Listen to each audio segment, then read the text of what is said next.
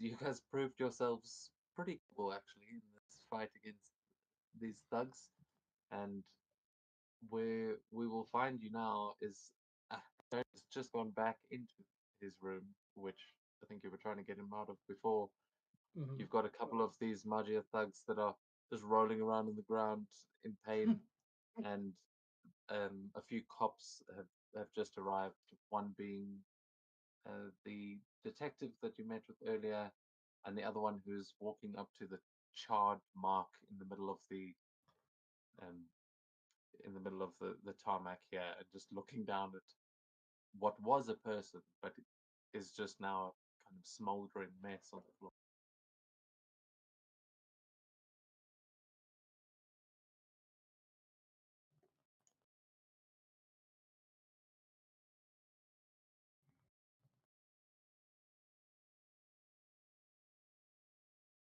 Before the cops How actually do we how do we heal in this game? by Or do spending karma, that is what the karma is used for. I'm not actually sure if there are other ways. Is there like long rest? Like if I sleep, would I wake up healthy? No, but when you sleep, you do get your karma back.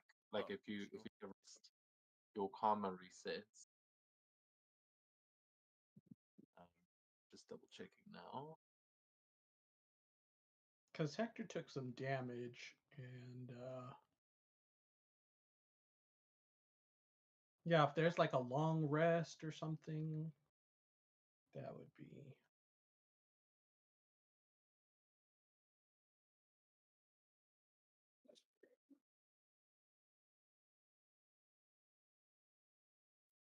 I'm gonna double check it and look it up, but as far as I know, the only way to recover is with karma. okay. I For don't think every there for is every anything hour they rest, they get one health and one focus. What? For every 4 hours they sleep, they regain double that. Wait, Run what? and roll 20.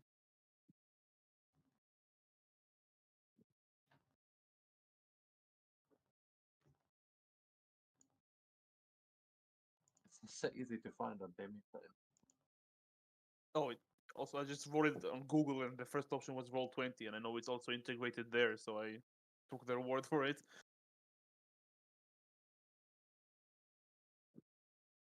Oh, but it's equal to their rank every hour. They Yeah, take I know the. it's not too full. It's an amount. Okay, so Yeah. then So if we sleep for 8 hours, we would gain 16 HP. Yeah, Get it, okay. if Which we're for resting. most of you is like at least half your normal HP. Uh, that's true. I mean, Hector, I you've mean got that. some resilience. You're, you're already even hurt. You've got more hit points than the rest of it. So I don't think you have to worry too much about hit points here. But I will let you know when I find the other thing, because there is Okay. something about how you can use karma to, like, you can Yeah, heal.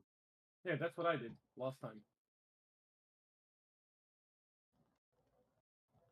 And Because I yeah, was is it almost the dead, I had to use an action in order to heal myself.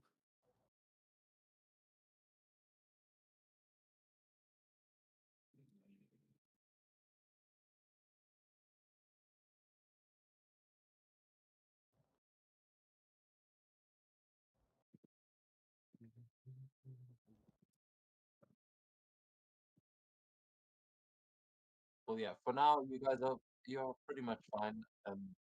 There are you are probably battered and bruised. Like Mm-hmm.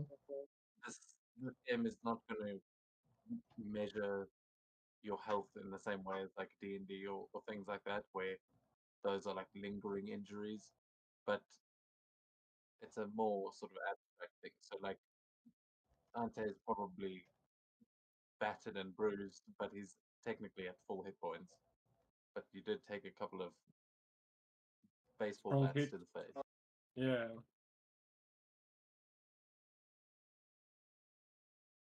Your hit points, right? Is really just meant to be 10. Yep. He has 0 in endurance, I think. Last Resilience. cannon. Resilience, yeah. Hey, Like he's plus young. 0, I mean. He skips leg day a lot.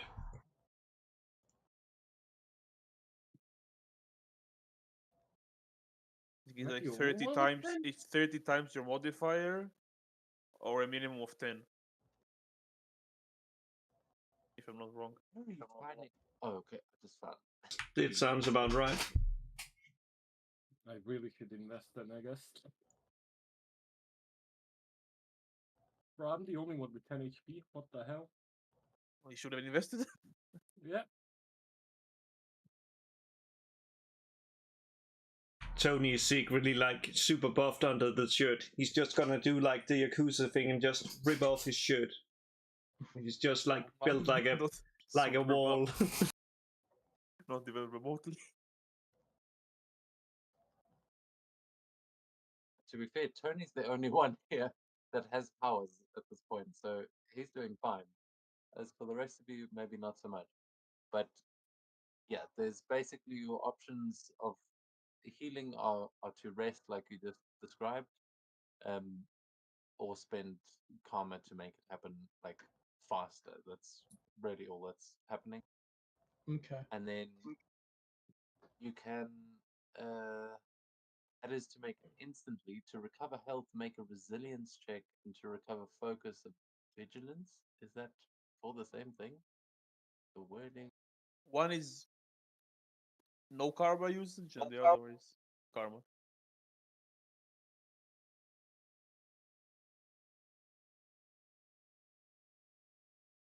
I don't think you recover both of them with the same karma point. No, no. It's Only either one or. of them. Yeah. But no, that is when you spend a karma point. That's the check you make. Yeah. Um,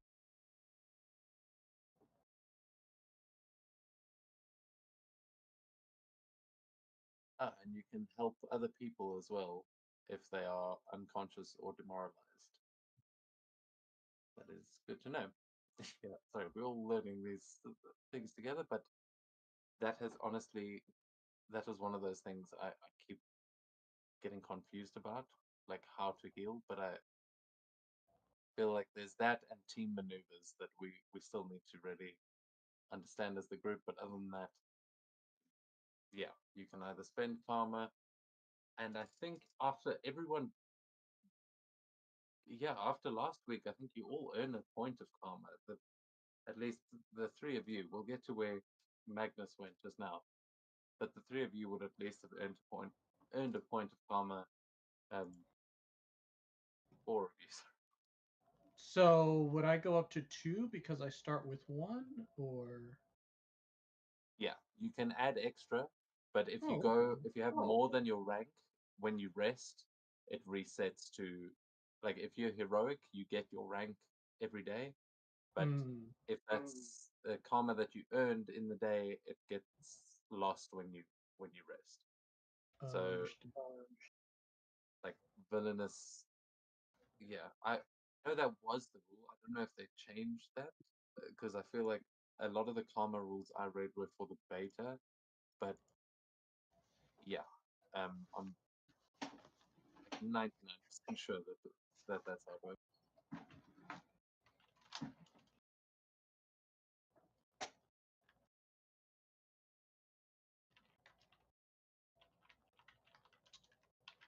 Seems about right.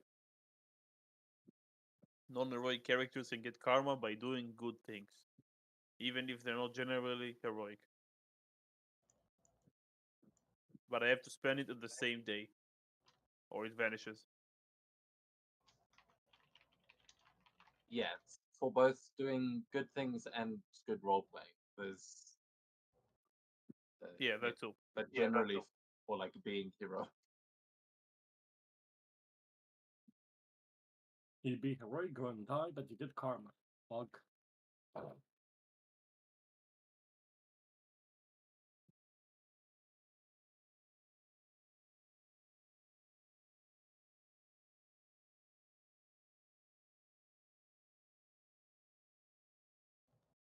So are you guys doing anything there at the doorway as Tony has just closed it there, and you know that the cops are coming in to investigate, but right now none of them have approached you yet, and you can see that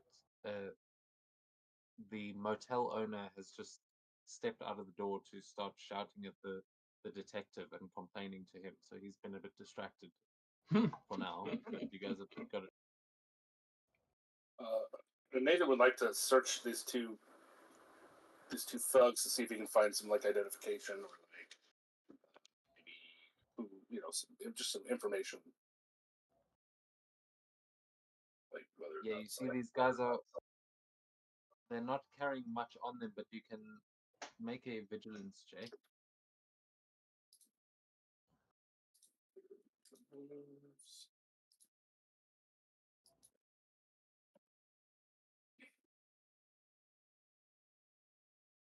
Okay, nice. Yeah, you can tell that these guys are like most of them are not carrying much because they were clearly sent here as a sort of hit squad or at least to send a message.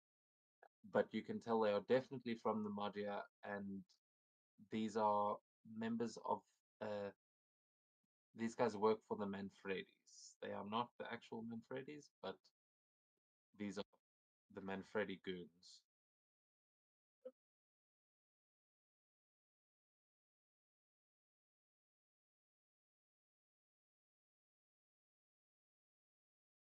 and I'll stick with Hector here. So Hector is going to, how do I describe this? He's tired after the battle, so he's just gonna kind of like rest, sit down for a little bit, and kind of like pound on the door to Tony's room. It's like, come on, we gotta go.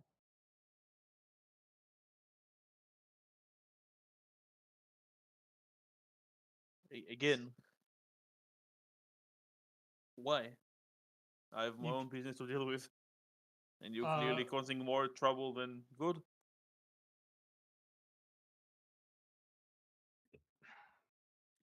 Hmm. You turned into a flaming demon. I think that you should talk to someone about that. Why Someone like Coulson? you know other flaming demons? No, I'm sure Coulson does though. Oh, I'm sure we can reach out then.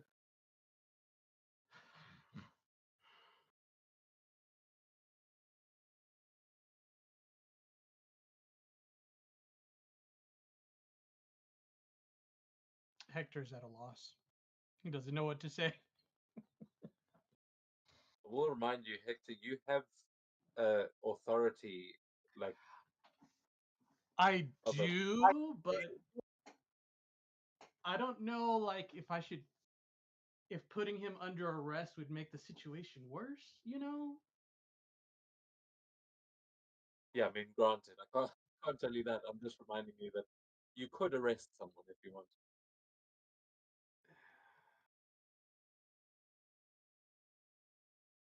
I know. He's going to go talk to Detective Thompson when he sees him walk over. He's going to head over to him. He's going to say, afternoon, detective. We got somebody inside room. What was it? Room One, one? I believe. Yeah. Yeah.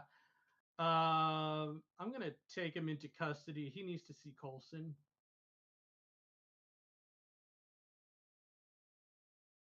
And he's not being very cooperative. Yeah, as you approach Detective Thompson, you can see he's trying to calm down the motel owner, and as you say this, the motel owner just continues. He says, "Yeah, that's the one. I knew there was something off about him. When he came in, I said, oh, there aren't going to be a bunch of angry cops following you in here or something, are there? And here we go. Just a few hours later, and there's a fight in my car park, cops everywhere. I want him out of here. Okay? He's not welcome in this establishment. He lied directly to, and the cop just said, thank you, sir. Don't worry, we'll take care of this." And he just puts a hand around you, and and walks away from the hotel owner there. He says, "Officer Rodriguez will take your statement, sir," and just points to him as the other cop just like shrugs defeatedly. And yeah, Detective Thompson walks with you back towards room number 1, Hmm. and he asks you, he says, "Well, he needs to see Thompson. I mean, if he needs to see Colson, I'm afraid that's more your business than mine. I've got no dealings with Shield, but if any of these punks wind up dead, he's going to be taken into the station. Maybe them too. Are they new Shield agents of yours or something, or just Well, he'll kind of like point to like the motley crew that he has assembled here, and he's like, I I kind of Colson wants me to bring him in for questioning, so it's Shield business. I'll know more, and I can tell you more when we all get to Colson.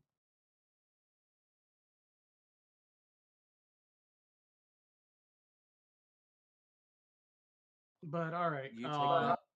yeah. You take them and find your way to Colson. I'm gonna have to clean up this mess that you've left. And he gestures to all the bodies lying around. But it's up to you. I can take care of whoever's in there as well.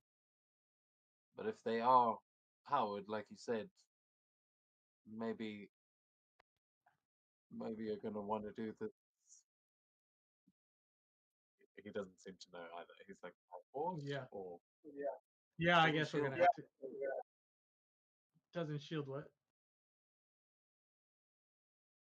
he asks you, doesn't Shield have something for this kind of situation? Don't they know some kind of protocol or You know, that's a good question. I should ask Colson. He's gonna pull out his cell phone, text Colson. Hey, we got a superpowered individual that you want to talk to, but he's not being cooperative. Do you guys have some type of protocol or unit that handles these types of individuals? Send. are you texting him that time? I am texting him. Yeah. He says he responds with, sometimes we just ask nicely, and uh, and then you're going to notice him walk around the corner as it seems that they probably got this message as well, and he Oh, is going nice, nice. Yes. Okay. to see Colson approaching as Thompson is still looking at the other two, trying to figure out like who you people are and how you fit into this. Because from what he can see, you're just random civilians. But you guys,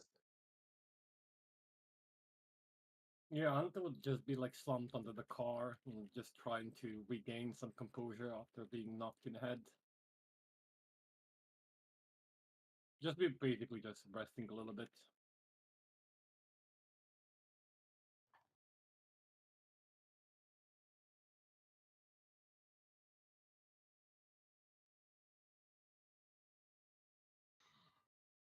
Hector's gonna go. Okay, Tony.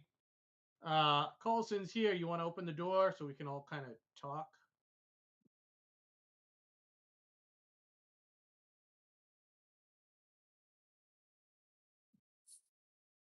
Yeah, he'll walk to the door and open it. He just like leans on the entrance.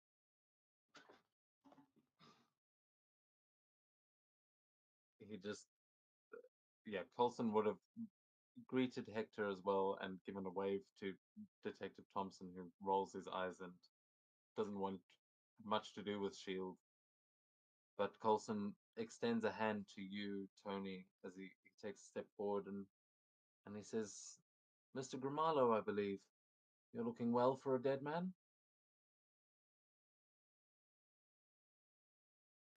Yeah, he'll shake it. My death was greatly exaggerated. Clearly. Clearly. Well, we'd like to straighten some of those exaggerations out if possible, and it seems you've been making friends. Perhaps you'd like to come with us and we can work things out in a safer location.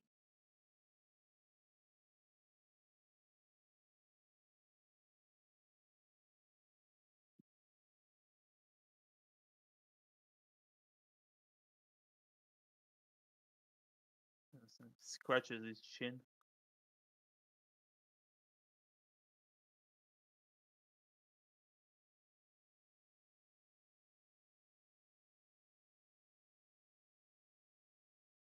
As long as I'm not under any obligation, I'll hear you out.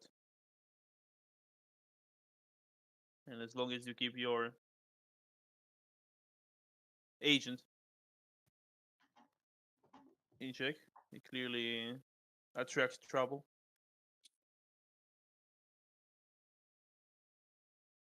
It's hard not to attract trouble these days.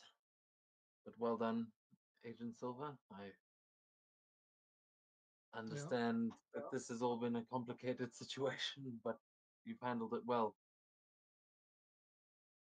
I appreciate it, Agent Coulson. I guess we should get going. He walks up to Nathan and and he extends a hand to him as well. And he says, Mr. McKay, that was quite a performance out there.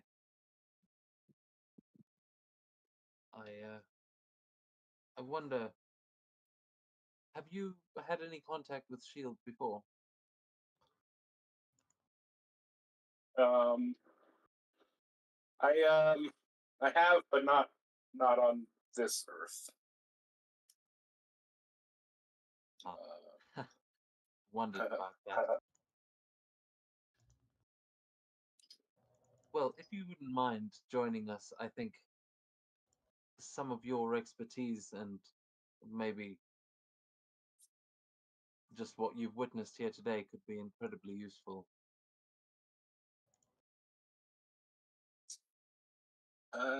Sure.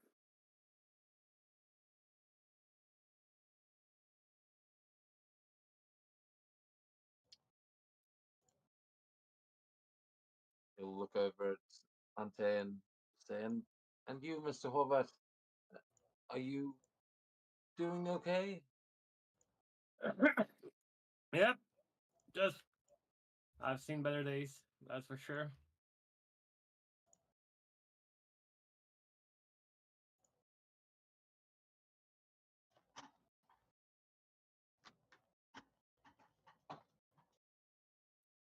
Thompson says, look, if you people are going to leave, then I ask that you do it now before more of these people, these goons show up. We're going to have to get all of this sorted, and it doesn't look like the motel owner's going to wait much longer before, I don't know, he's going to come and chase you out of here with a broom. So if Shield wants to take their business elsewhere, please do.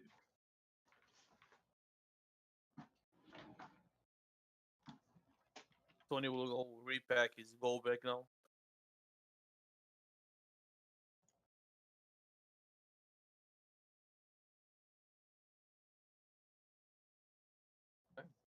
Is everyone going to be going with Coulson? Yes. Well, Silva is, yeah. Yeah, aren't we just follow them as well? Yep. So as you guys get ready to leave, we are going to go back to Magnus. As the last we saw you,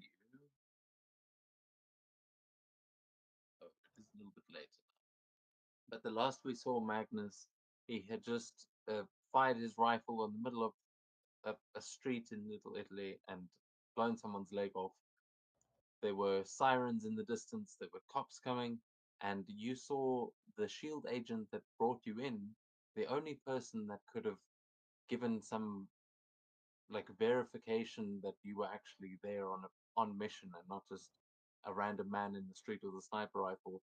You saw him get gunned down by these thugs, and I would like to know what have you been doing after we saw you disappear around the corner?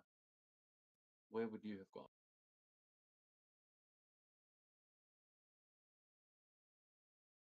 Well, I would have tried to track down the lady that had sent what's it called, the guy that was gunned down, and me, because they most likely want to know that they have been gunned down.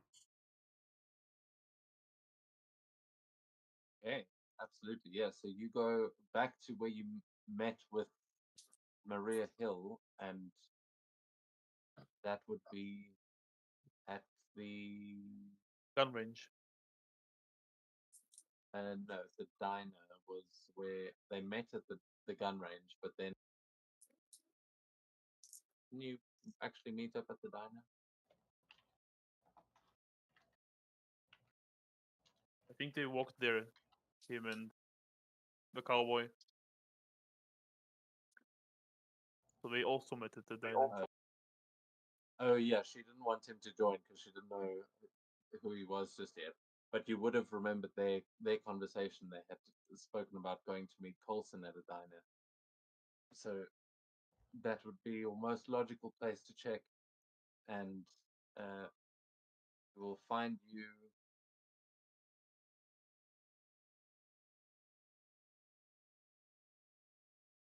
Yeah, we'll actually find you all kind of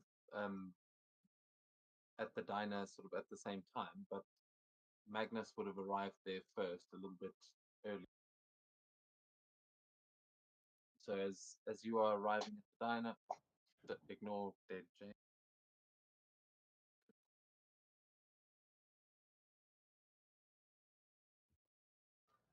Yeah, you see this. This place looks. Yeah, I mean, like your pretty typical classic retro American diner, as you can see through the window that Maria Hill is sitting at one of the tables, and it seems like Agent Coulson. You see him um, making his way down the street, and he seems to be headed towards a nearby motel. But you're seeing this like as you're finally finding Maria Hill, and you see her. So what would you like to do here, Magnus, before the rest join you? Well, I'll walk in, be like, "Hey, miss, I don't think you should count on that guy anymore. Didn't seem to go that well. May want to send some flowers, but except for that." Oh, sorry, I didn't activate the map.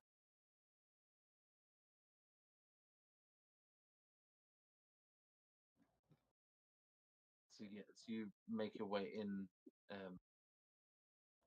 and you find her sitting there at the table. She would actually rush forward and just say, "Oh, Mr. Magnus, I'm glad to see that you're okay. We we heard about what happened in Little Italy. I should thank you. Those two of those thugs have been picked up and they've been taken to the station for questioning, though I doubt that will get very far. And what if the rest of them? What happened to James and the lawyer?"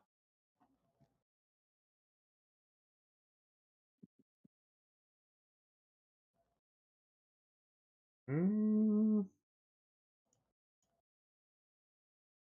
I think pretty sure we're not gonna see James again. I'm pretty sure he, well, as they say in the business, he bit a bullet. The lawyer, Yes.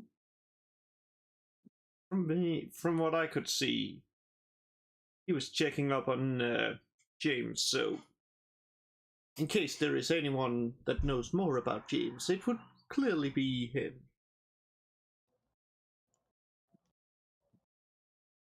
Well, if McKevin can be saved, we've got the right people to do it. And you did well by coming back here.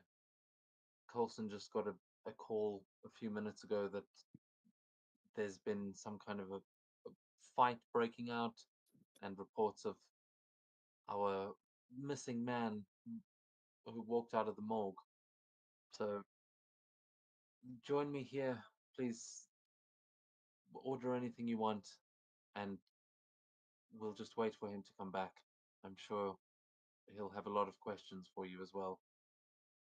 But you've done well.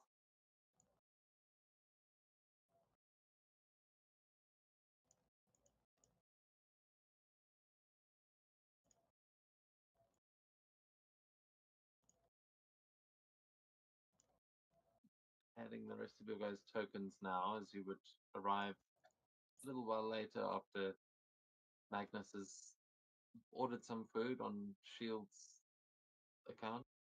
Nice.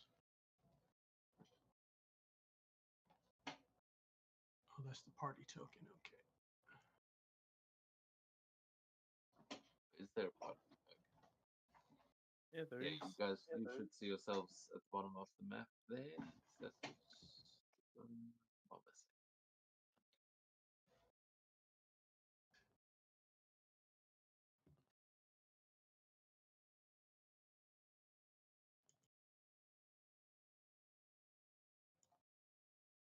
Coulson just says, "This way, gentlemen. I'm sorry that we couldn't bring you aboard the helicarrier, but it's currently positioned somewhere over the road, so uh, we should have it back by the end of the week."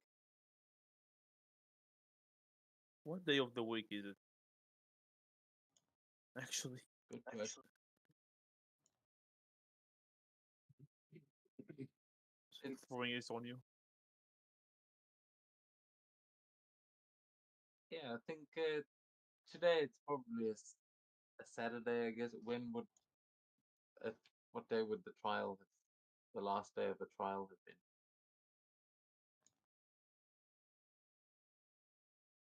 Probably like Friday, or just say before weekend. It's fine.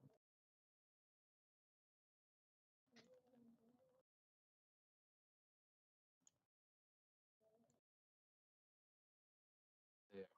Coulson approaches the table, and you'll see this whole group following in behind him. As yeah, Maria Hill's sort of giving this shocked look as she looks over at Tony and is realizing that the reports are true.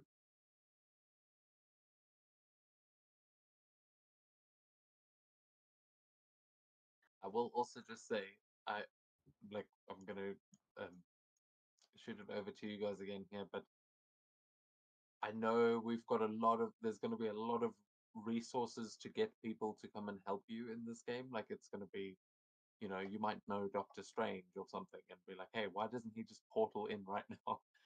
But I am gonna ask that we just try and avoid getting NPCs to solve your problems, because I don't want to have to constantly be coming up with convoluted reasons as to why the Avengers can't fix this problem. Well, But they're for in the most Rome. part, yeah, When in for the most Rome, part, it makes sense. But I'm just saying, like, even calling Coulson, that shouldn't be your reliance, especially once you have powers. I'm not saying anyone's done anything wrong. I'm just pointing it out for future reference.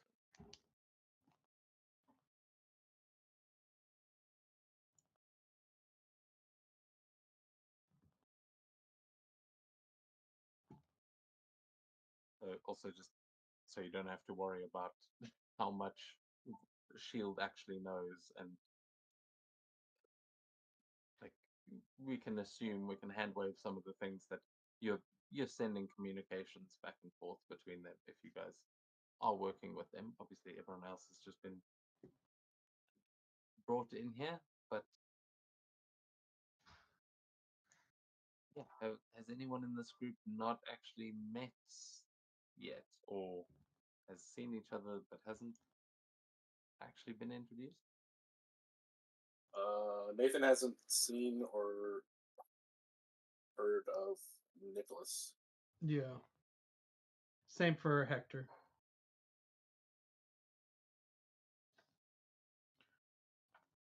Yeah, I think Nicholas is the one no one here has seen. I think I saw him on the first session when I was riding to the motel, but not not in person. Ante has definitely met him. Yep. Sorry, people are looking at the game, so I have to stay muted so you don't hear them. But yeah, Ante would be the only one who actually know Nicholas. Unless he would walk in the diner, he'd have the same look. He'd have like the look of disdain, like as if he thinks Nicholas did something wrong, but just leaving the board games alone there. But he would not say anything. He would just be observing the situation right now.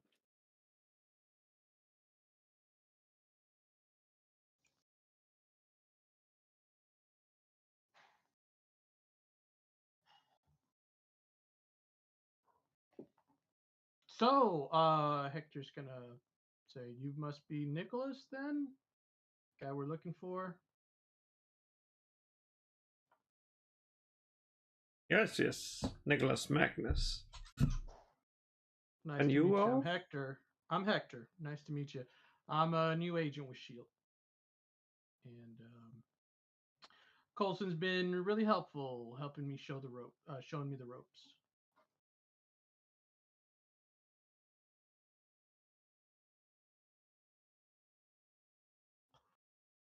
Yeah, you haven't met Colson either, so he would also introduce himself to say, Mr. Magnus, heard you were one of the top picks for McCavan's team before his untimely demise.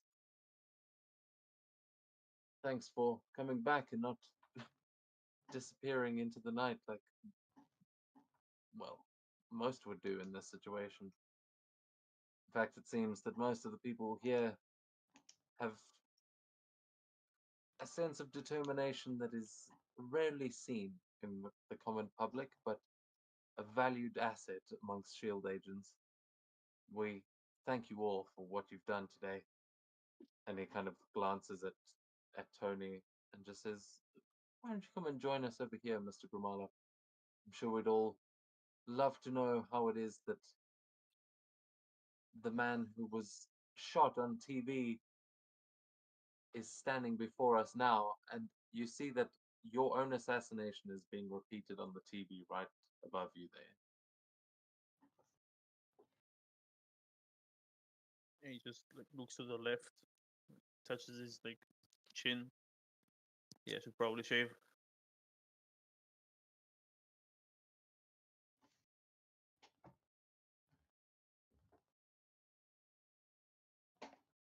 Well, this is why we're here, to know what happened to me, because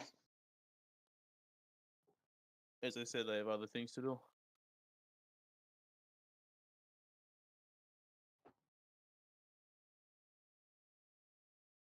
We believe these things may be connected between what's happened to you and what has happened in Little Italy last night. Nani's, I'm sure you know the place, burnt down, and quite frankly, Shield's upset about it. It was a favorite place for Fury and I to go and celebrate after a good mission, and now it's a pile of ash. And from what I've heard, someone here has become quite proficient with setting things on fire. I saw that burn mark in the middle of the tarmac. Looked rather suspiciously like the ones we saw in Little Italy.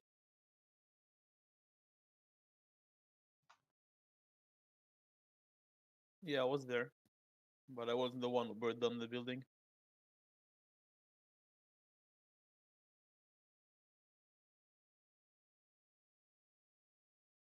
So who did?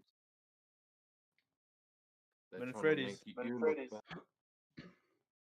the same ones who killed me.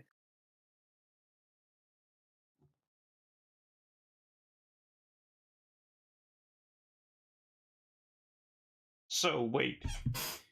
So what they did was basically they burned down Italy, then they killed you, and then they wanted to set you up to be the one that actually burned it down. But apparently they did a really shitty job. Since usually dead men don't walk. Yeah, I'm not sure why they burned down nannies. Might have a better idea you were there, but wasn't me. I did have my memory is a bit foggy, but I did have some business there after my demise. But when I got there, the place was already burning.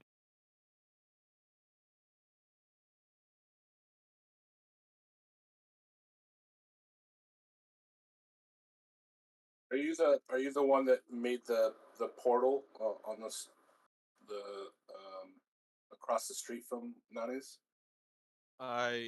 If I did, I don't remember.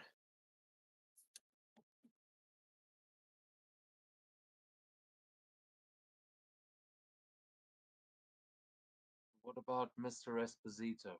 Your client in that case last night was found dead in the burned out building. If you were there, you wouldn't happen to know anything about that, would you? My client got what he deserved.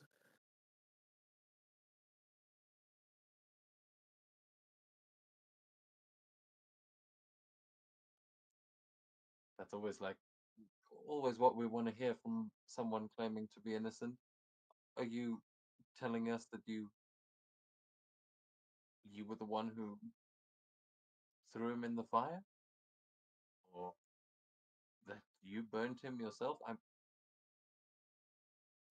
a little unclear on what your role in that burning was. Well, I had no role in the burning because, as I said, the building was on fire when I got there. I delivered swift justice to my now dead client. He he was punished for his sins, so you no longer have to worry about him.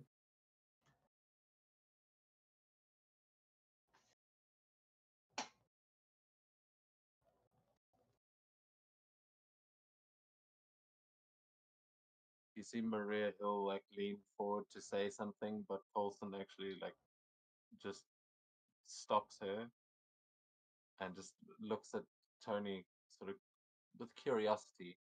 I will remind the rest of you that were, well, to Ante and Nicholas mainly, that you guys did speak to Nani and get a bit of information from him. If you need any refreshers on that, just shout. But he did explain most of the situation.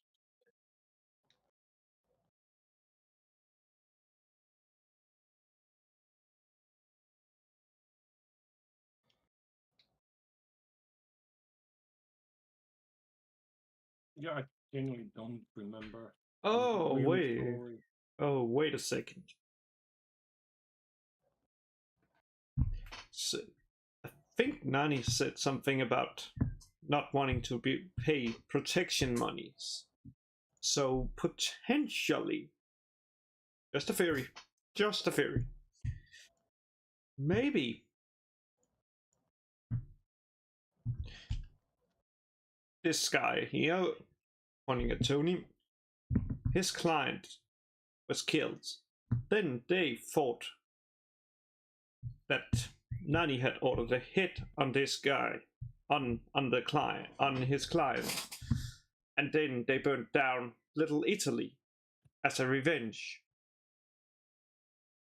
And then I don't think he wouldn't do such a thing. He's no criminal. He's an honest man in a not so honest place. True. Maybe some customers of his overheard it and ordered the hit, which would make it harder because then we would have to track down whoever ordered the hit.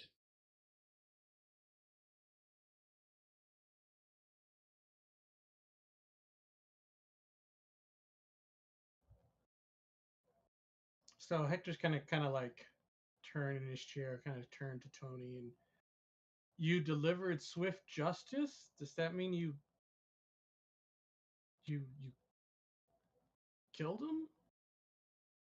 Why would you kill your own client? Well, I didn't kill him. I judged him and punished him as he deserved. But he, well, I'm not sure.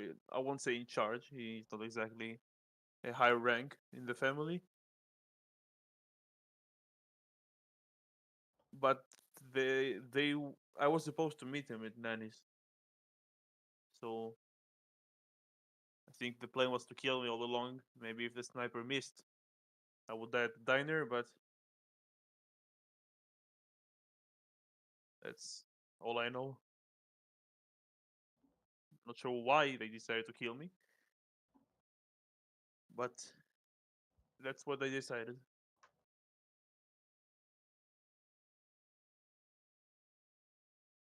And you don't remember turning into a fire demon at all. No, that did happen. I don't remember everything that happened that night. Like you said, you saw some teleport. You thought I maybe teleported away. If I did, again, I don't remember it. Yeah, yeah, that's it.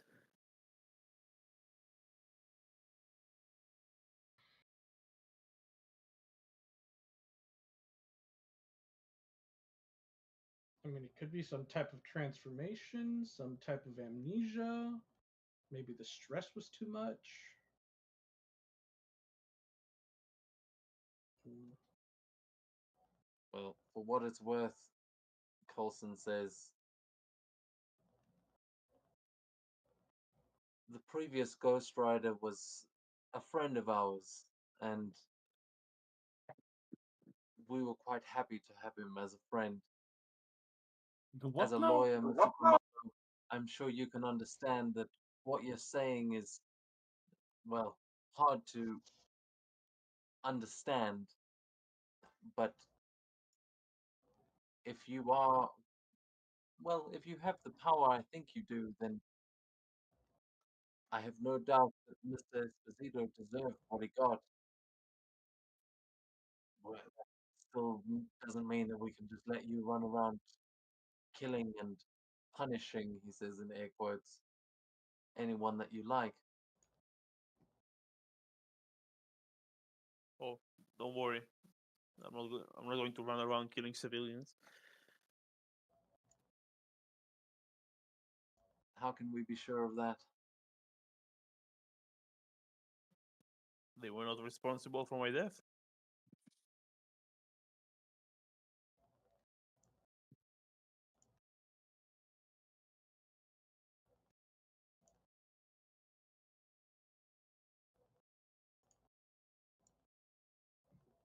Can you prove who was? Because right now, there's not many guilty parties on that side, and you're looking a hell of a lot like the guilty one yourself.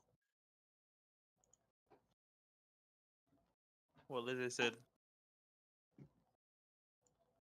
Manfredi's ordered the hit. I don't know why, but they did.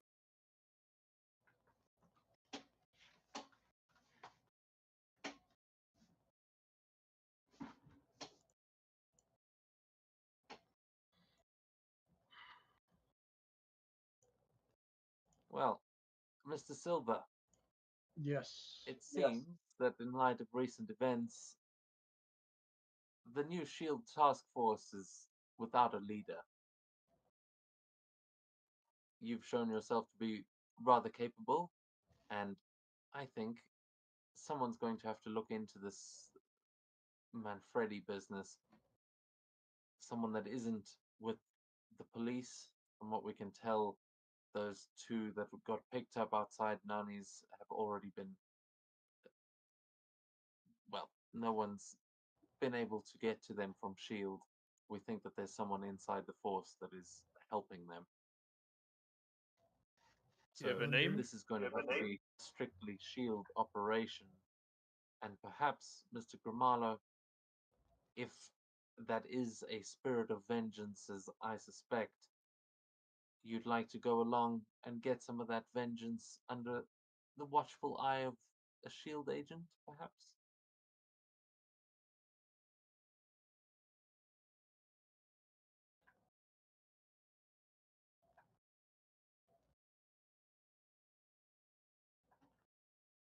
Don't worry, I'm not implying anyone start a fight, but just figure out what the hell's going on with these Manfredis. I mean, you were their lawyer, weren't you, Mr. Grimano? I'm sure you know that family inside and out. And I'm sure those two, and he points to Nathan and Ante, because have their own expertise that they could offer to this situation.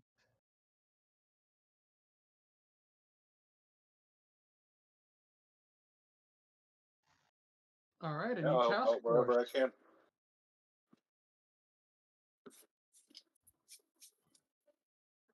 Hey, we're talking at the same time. I just said that I would help out wherever I can.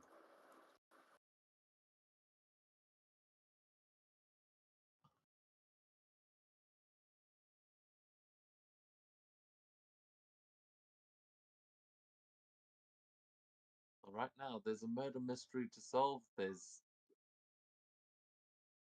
a lot of business that needs to be taken care of, and we've got at least one new powered person that we didn't know about 24 hours ago.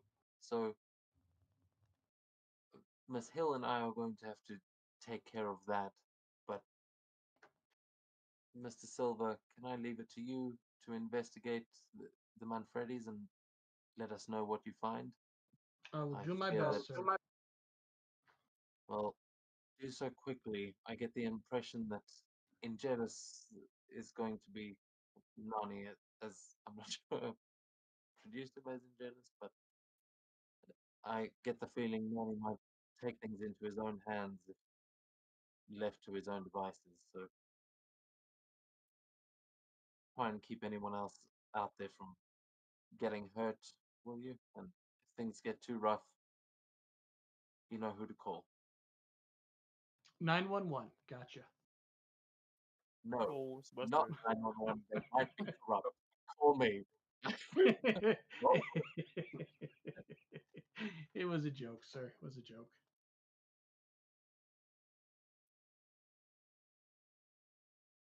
good. It's been too long since someone in Shield has had a sense of humor. It's good to have you, Mr. Silver. Mm. All right. Well, I guess we're going to be looking into the Manfredi case. So, how about we start with what we know? Nicholas, Tony, Ante, you guys have any information you want to share?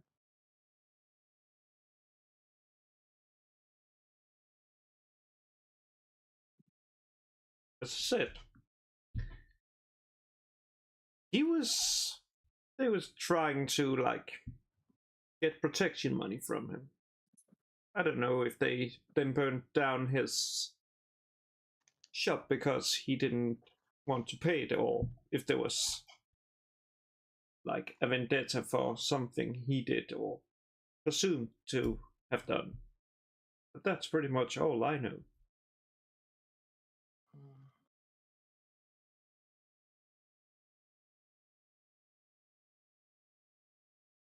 No, I Well- guess we could. Yeah. I take out my laptop and show them what I have on them on Freddy's.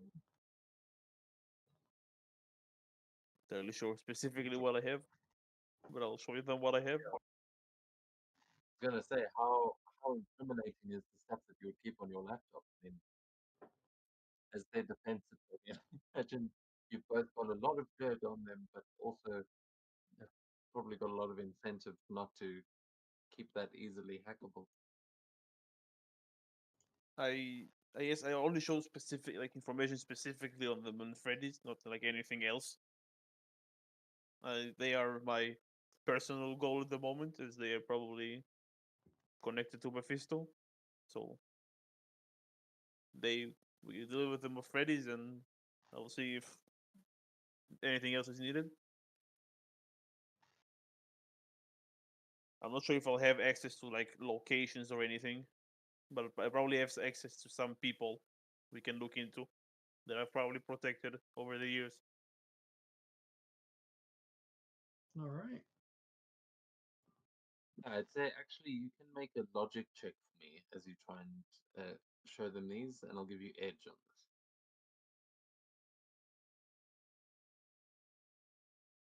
this. Me or Tony? Tony. Tony. Okay.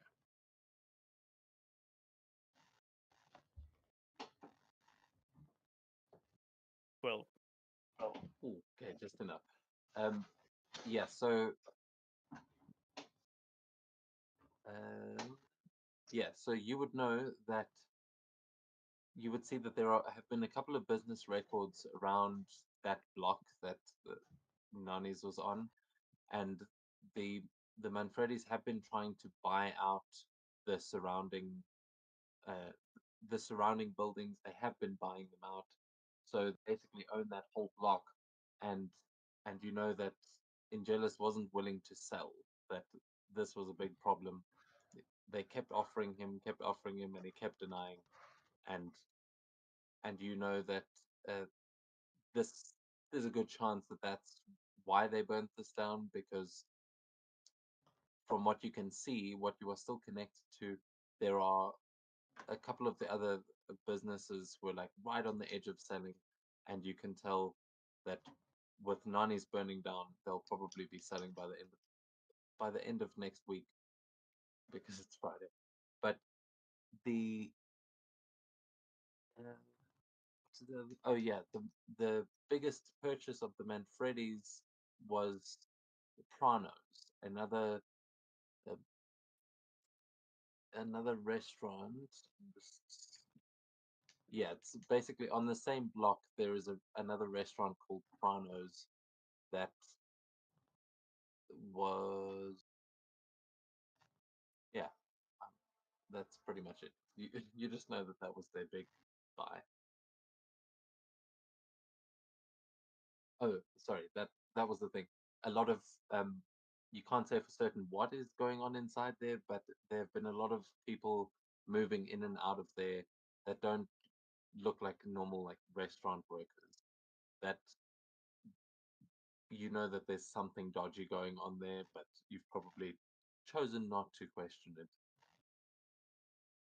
Like you poke your nose in it, but you know that there's something going down in front of us.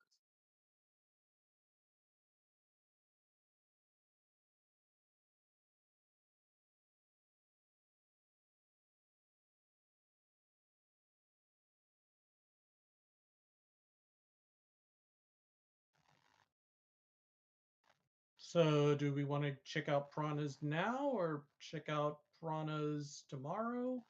What do you guys feel like?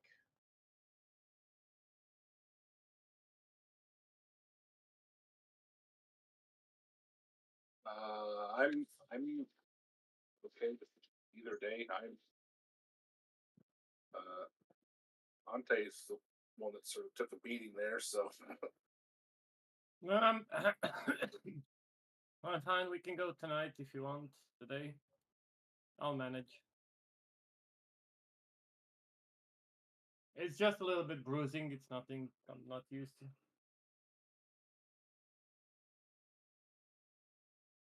All right, I guess we'll head out to Prana's then.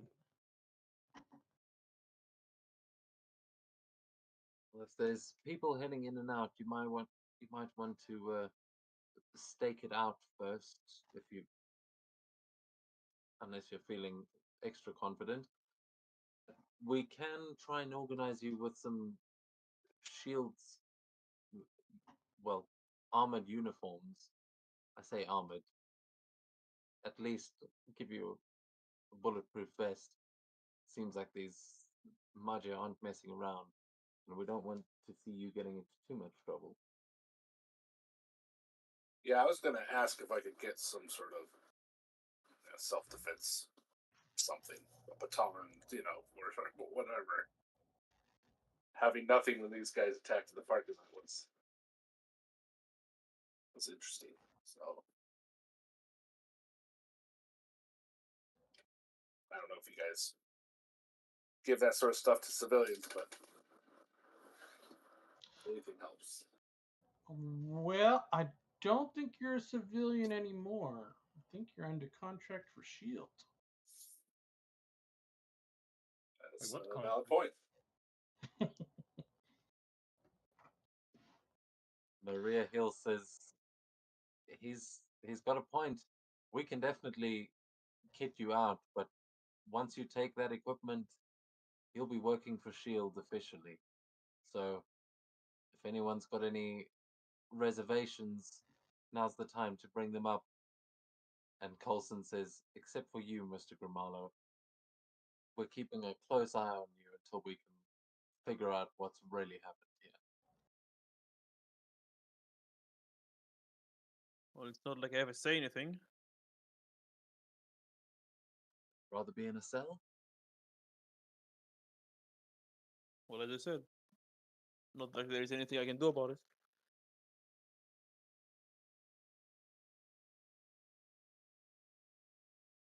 Rest of you are free to leave. The cops may have some questions, but we can fairly easily let them know that you were working for us if that is what you plan to do.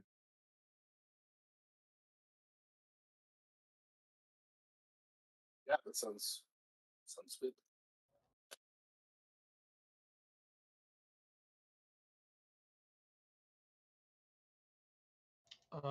Okay. I forget.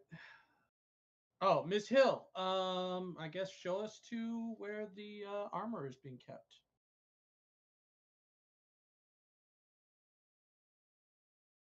She will lead you guys outside to the van that is parked in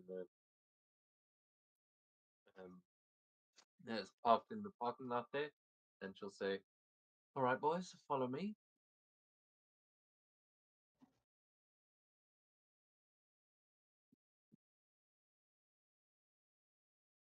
Oops. Oops.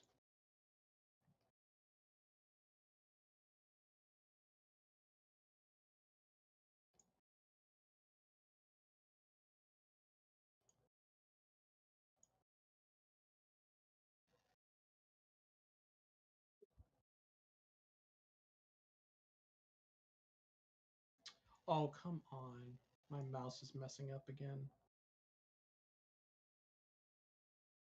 Says, "Okay, gentlemen, pick your poison." And she opens the back of the van and will hit a button, and you'll see like sort of secret compartments in the back of this van just unfold, and there's an entire arsenal here in the back of this van that has clearly been made to look like it's just a regular vehicle, but you now see is a mobile shields like operations vehicle.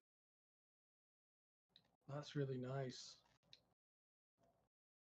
And in there, you'll basically have your pick of you've got pretty much any weapons that you can think of there of your basic weapons. I'm gonna look up. I'll send you a picture of the table of things. Find it.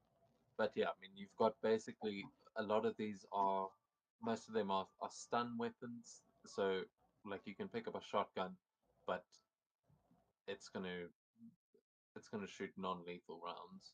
Most of them are electric based, but you can get straight up rubber bullets as well. They will not be handing any of you guys live ammunition.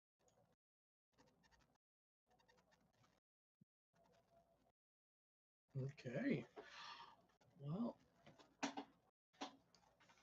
Okay, so you let's have yeah. common weapons is the what you call. So carry. I think Hector's going to get outfitted with a suit and probably get a non-lethal firearm.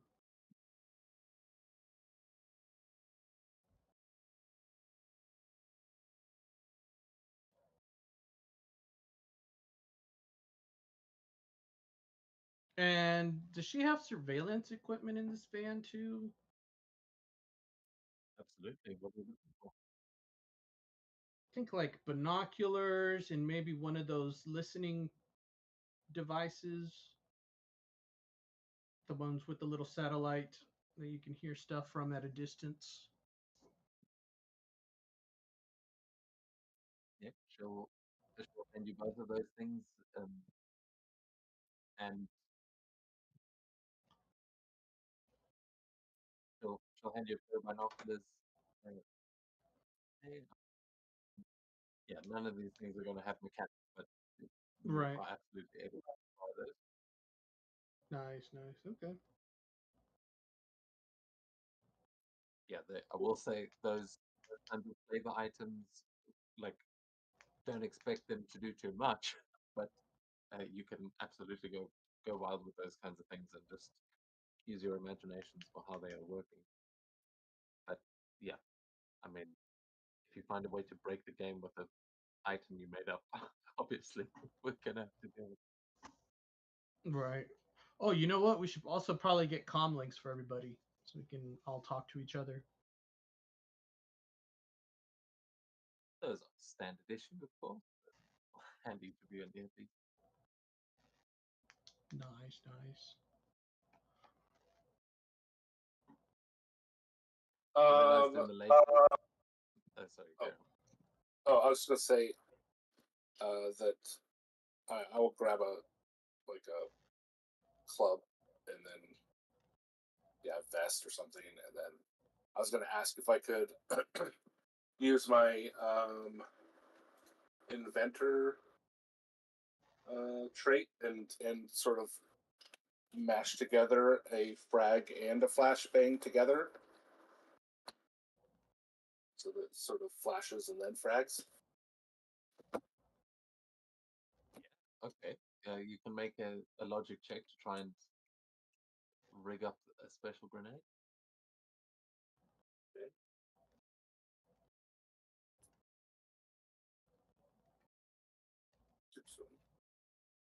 Window.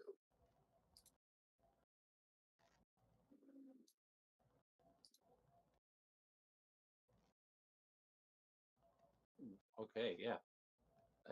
You've got an edge there if you want to try and go for the marble. Sure.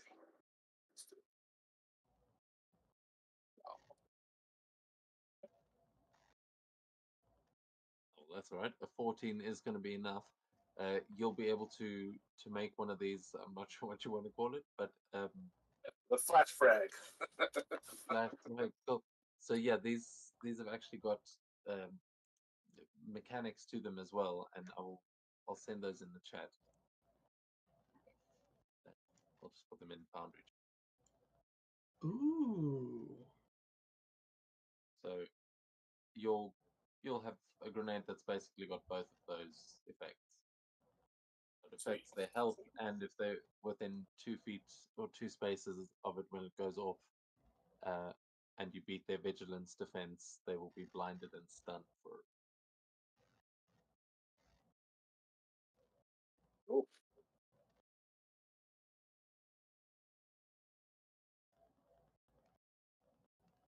And yeah, also to that point, ammunition, it says in the book, unless otherwise specified, characters with firearms are assumed to have plenty of ammo, and you don't have to bother counting bullets.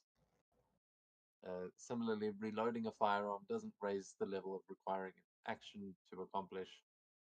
Same goes for bows and arrows, so you don't have to worry too much about the minutia of handling a weapon like that, because most of the time weapons in this game are point.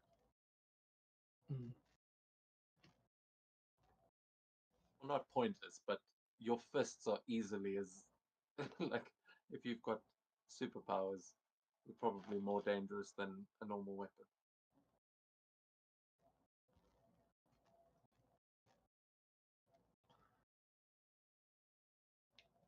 Magnus will be grabbing a bulletproof vest, since can't go wrong with that.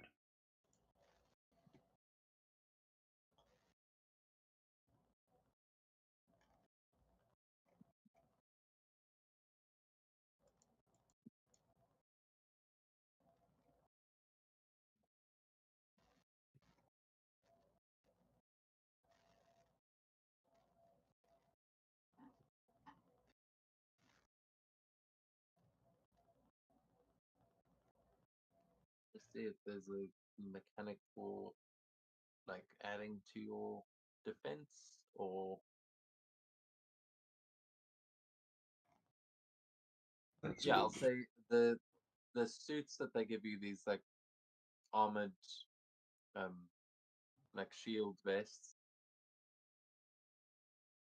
might be a full suit, depends how how shielded up you want to be, but um they will give you all a +1 to your resilience. Ooh, nice. So you take it off. So would my resilience go up to 3? Would, Or would just my... yes. Or actually, you know what? That's just going to overcomplicate things. I'm going Yeah. to say it gives you damage. All right. yeah, damage reduction seems like the most logical. I was looking. I was like, I know there's a stat that makes sense here, but yeah, damage reduction. So what that means is that uh, they have to their modifier, their multiplier when they do damage is reduced by that number, which there is actually a mechanic to do that now, which is fun. But that can be huge. Like that can basically make you invincible if you're like stacking damage reductions. It can get pretty crazy to actually damage them.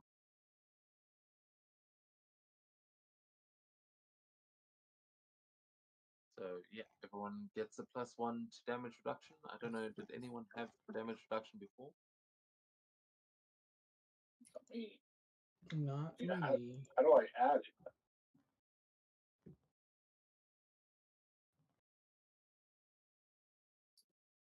Is that something I can add to my powers here? Let's see. Yeah, not red. I'll I I'll think add it an goes effect. more about powers and then effects. I think. I'll make one quickly and then apply it to all of your characters. But you can tell me how you give me your montage of everyone getting prepared to go on a stakeout to to watch Nannies for the night, and maybe, I mean, you don't have to stake it out the whole time, but it's up to you.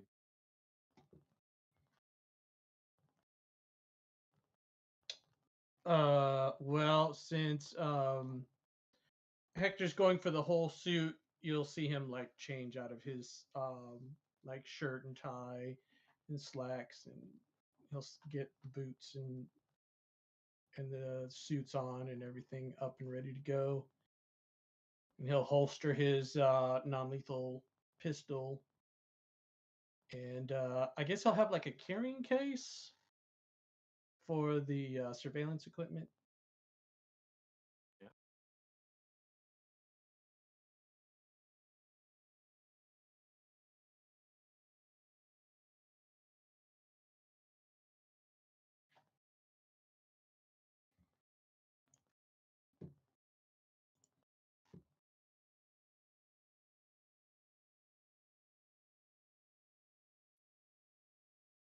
won't just drag it over.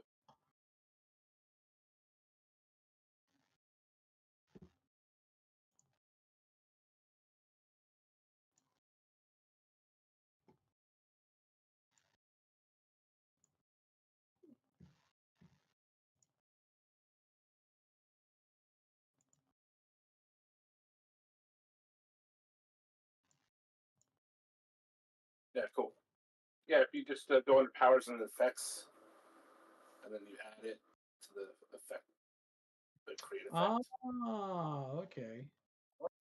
Yeah, I'm making a power so we can just I can just give that to each of you. But yeah, it is actually much easier to do now that they've.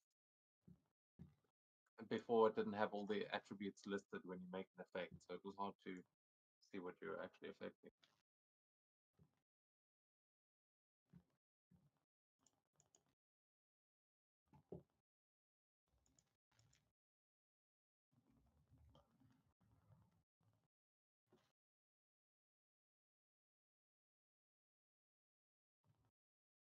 So just to double check, we're going to go to the other restaurant that they purchased, right? Pranos or Pranas?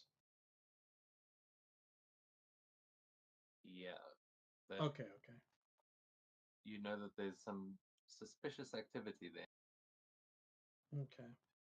Other than that, yeah, it's up to you guys what you want to do. The whole of New York is open to you. That's basically currently the best sort of place if you want to go and do some investigating. That's the best lead you have. But other than that, there could be many more leads out there.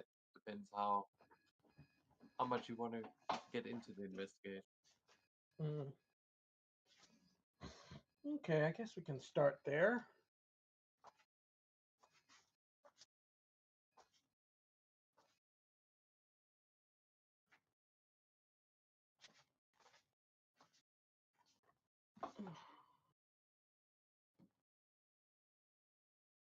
Everybody suited up and ready to go?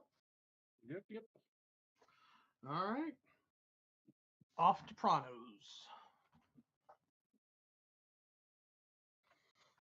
Oh, before we go, Hector will kind of like run back into the restaurant and check in with Tony one more time. Like, you sure you don't want to come with us?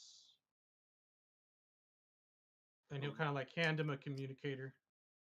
It doesn't seem like I have a choice in that matter, and he'll take it. You sure you don't want any armor or anything? Well, you probably don't need it. Well, I was told I'm not to be trusted with it. Hmm. Yeah, you'll No, I probably think we're just not set gonna it on. give you a gun. He wants Sorry, go to ahead. take a bet. Yes, Tony, I just don't think we're gonna give you a gun. Though, yeah, as I think Hector was about to say, it doesn't seem like you'll need one. Yeah. Yeah, I'll take a vest then.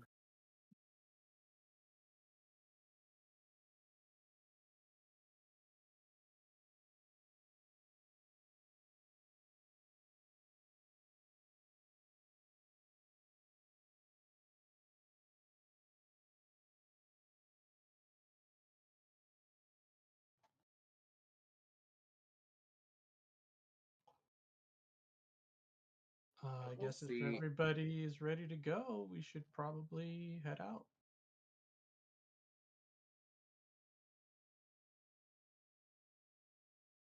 How are we going to get there? In a tactical shield van.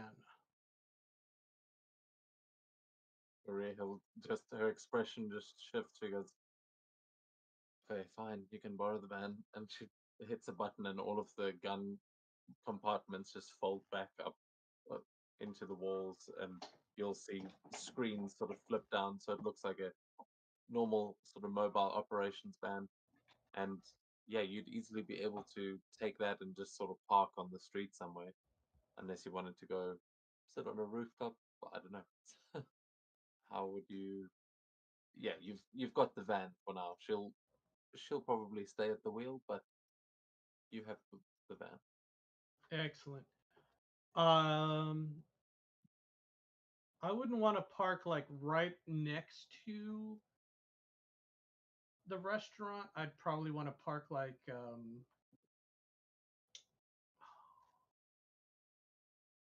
maybe like half a block away, so I have eyes on the restaurant.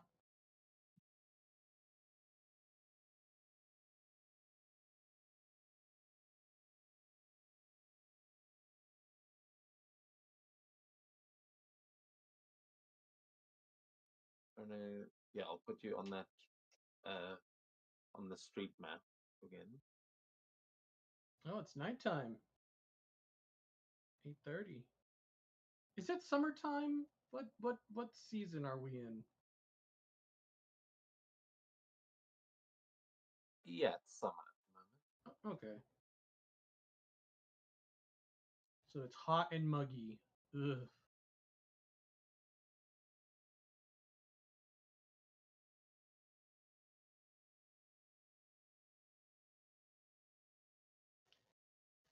What are summers in New York? Oh, they're Never even horrible. They're horrible. It's hot and humid, and then the smell from the garbage. It's a whole thing.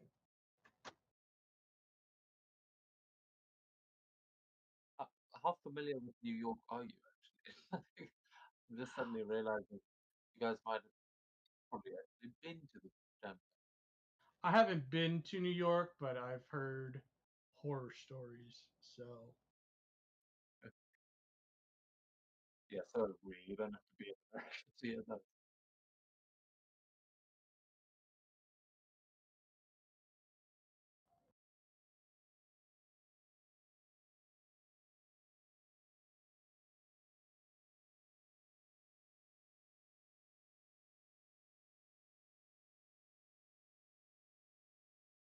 yeah, that's why like if you ever see like video of the fire hydrants just going off, it's because people it's so hot people have like broken them open and are just running around in the water to get cool.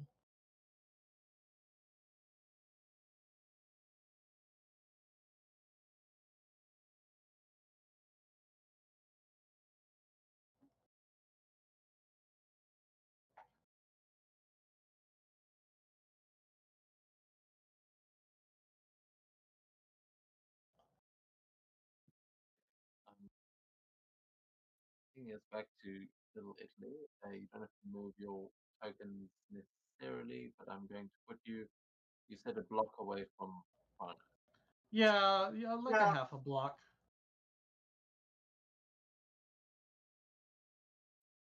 You're all in the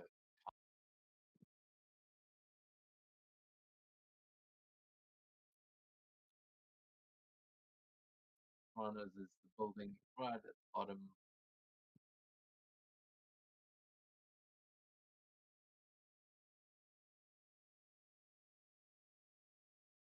Of course, on the other side of the key. I'm going to move you to the other side because that key is just.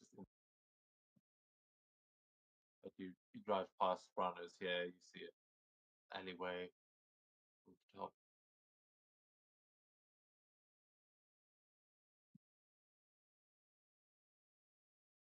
Yeah, at this point, Oh, here it is. you park across the road from a little coffee shop, and you can see that yeah, there's a few alleyways that lead to sort of two Pranas. There's a couple of rooftops that overlook it, and yeah, it seems like you are settled in for. Well, actually, where are you going to set up? Are you just staying in the van, or are you going to set up on the nearby rooftops or Hmm, that's a good question. I don't want to split the party, but I don't know if this is like splitting the party. Because I kind of want to have somebody like on the rooftop, somebody at the coffee shop, somebody in the alleyway. Yeah, we should at least scout the area to make sure we know what we're getting into. Yeah, kind of do like a once over around the area. Can we do like a drive? Like drive around the area so we kind of get like a feel for the neighborhood. Yeah, absolutely. Hmm. I think you should have some fog of war revealed for some of it. Okay. But yeah, I think I've taken you down the other roads, so we'll maybe not everyone sees.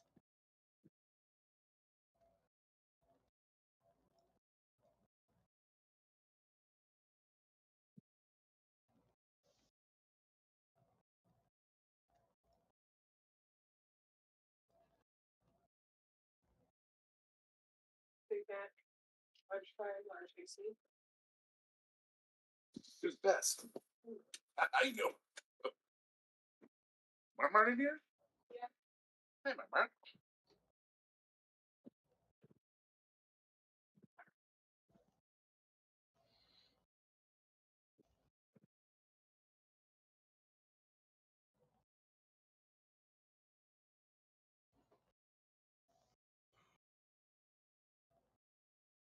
There are some street lights. I forgot about street.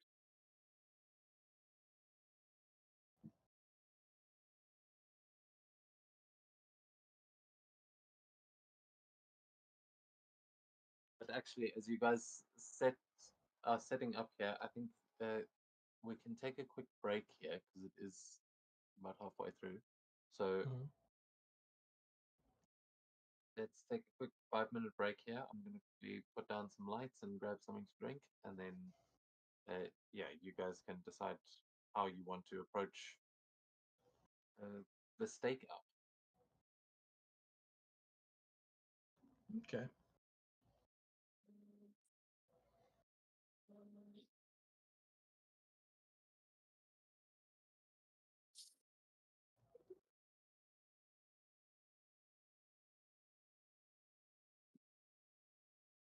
So, anybody have any ideas of like where they'd want to be positioned, or? Well, I'd like to get at least an eye on the backside of Chronos, just to, see what it's like back there, and Okay. in case there's, people coming in the back way or exiting that back way. All right. I'll be at the front. I'll get the entrance. I'll try to follow the Coney. He seems capable. Okay.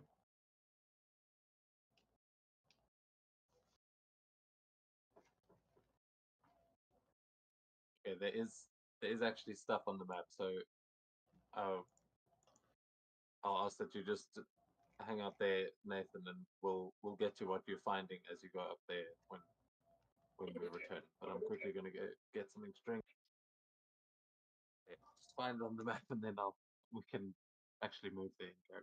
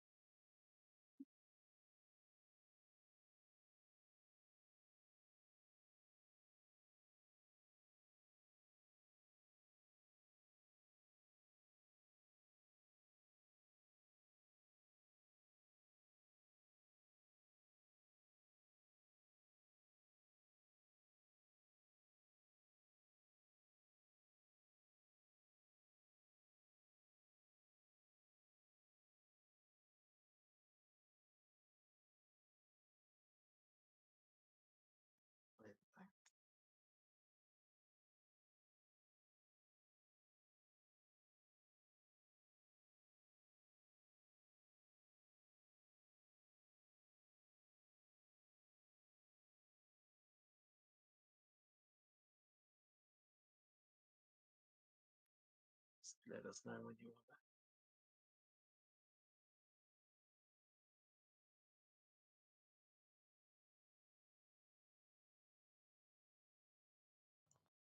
I'm here if everybody else is here.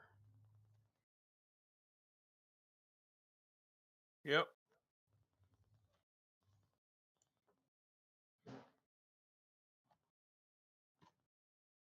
See, Zanny's the only one still muted. Are you here? Yeah, I'm here. It's just a lot of people here.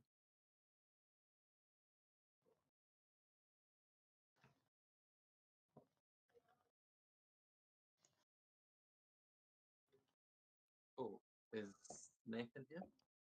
Yeah, sorry. No, it's cool. And Nicholas? Yes, yes. Okay, cool. Then we can jump back in as you guys were taking your positions. And yeah, Nathan, you have come across a bunch of, well, you've come across a fence that seems to be boarded up and has got something barring it on the other side. It it smells like it's probably garbage cans, but like the big, uh, you know, industrial size ones. Okay. Is it climbable, or should I find another way?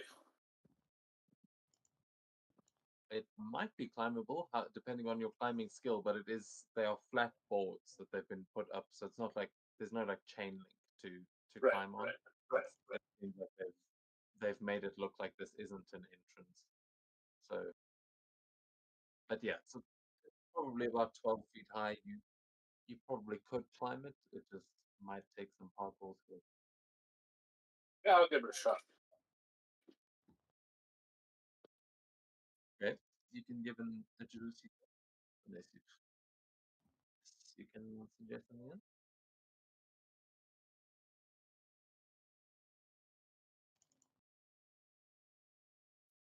Oh, a fantastic success. So what does it look like as Nathan hoists himself over? I think he'll sort of use the building next to the fence to sort of push off of, to make it easier for himself. And then once he sort of swings over, he just hopefully lands on the garbage that is the lid that's closed as opposed to open. Yeah, you slam down onto it with a fantastic success. It you kind of, as you land it, you roll off the side of it, landing on your feet. You are not hurt at all, and it barely makes a noise. There's like a low thump, but it seems like that could have gone a lot worse than Right. it did. And you see an alleyway leading into a courtyard stretching out before you. All right. Yeah, I'll continue on, but quietly, and sort of post up here at the corners, make sure, I'm being cautious.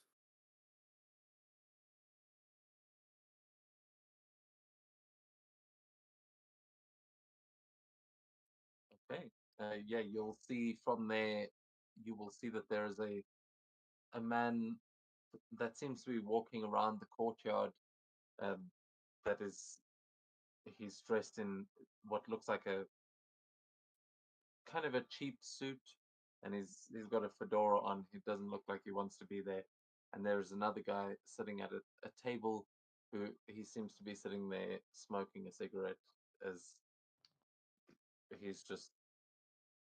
They seem like they're just hanging out here in the courtyard, but there are no lights around. It's all dark out here. Okay. I relay this information across the earpieces, whispering. Okay, and who do we go to next as they are on there? As you hear Nathan over your earpiece, where do we find you? Hector's gonna want to get on like a rooftop. So I guess he'll get out of the car. If my stop. There we go. Oh, is it doing this thing again?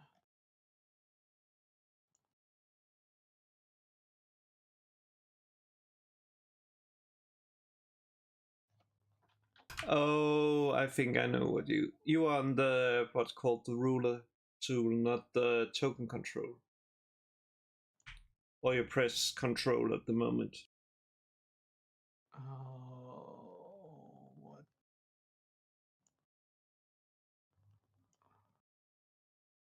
There we go.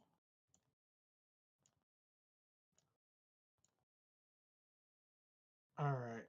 Oh, perfect. So Hector's gonna get like he'll start walking down, and he'll try and get up on a roof if he sees like a way up. And it's not working again. Okay. You can use your arrow keys or WASD as well. Ah, perfect. There we go. So yeah, I'd Uh, say you would notice where you are. There might be a fire escape onto one of these buildings. Yeah, to the building to the north, in that alleyway that you're in, you'd see a small fire escape. Doesn't look like it's often used, and you can see the windows are all boarded up for both of these buildings. It seems like these businesses have just moved out. mm, Will move you up onto the roof as you are able to get up there without any issue. nice. Thank you very much. He will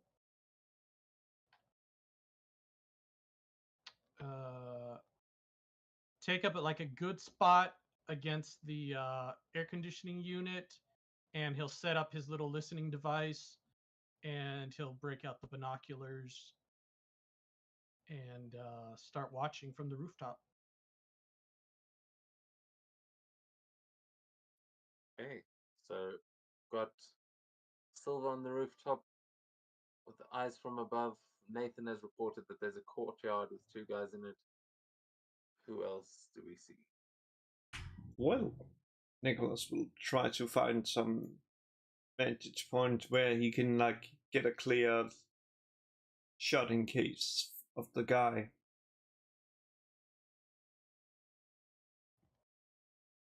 Which means you most likely need to get on the roof. Okay, are you trying to go onto the same rooftop as Hector, or are you trying to set up on a different? Let's go up to the same as Hector, since that seems the easiest way. Yeah, easily done. As you both make your way up there together.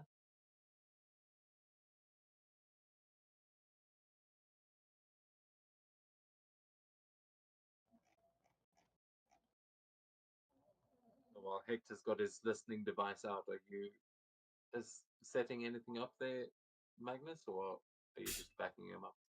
I'm just setting up like setting up the sniper rifle and just like pointing it towards I don't know. Let's see. There, so towards this one. Since that's the closest one, Yeah. and yeah. Yeah, as you set up there, you'll notice that guy probably for the first time. I'm not sure how much you can actually see on the map, but yeah, you would see a man walking around who he is also holding what looks like a sniper rifle, and he seems to be patrolling up and down on the top of the building there. But yeah, just seems like he's wandering back and forth. He's doesn't look like he's doing anything particularly interesting. This is clearly just his patrol route. You guys have got a slight elevation on him there, and you can easily see. Yeah, you can easily see him, but he would also easily be able to see you if you are not behind that AC. So for now, he hasn't noticed you, but just bear that in mind that are both within line of sight of each other. Could we get the party token so we can see? Oh yes. Thank you. Because everything is like grayed out, so I think that's because you are stuck behind the H. yeah, Oh, but yeah. yeah, that's a wall. You can't see past that. If you move up a little bit, you should be able to. Oh, can't you see onto the other rooftop? No. You can if you go to the edge. So Eh. you, so yeah, from where you Oh, guys okay. are. I see the guy now. Okay. This guy. So yeah, actually, the air conditioning unit from there, you wouldn't actually be able to see onto the middle of the roof. You'd have to be at the edge of the building that you're on. That's that's how I set this up. That's why it only shows Oh, up when okay. So Oh. you do have the elevation. So actually, if you're walking around on that rooftop, he can't see you. Um, so he's basically got the same amount of vision of the rooftop as you do when you're in the middle there. But if you walk Okay. up to the edge, you can see onto the next building. Oh, okay.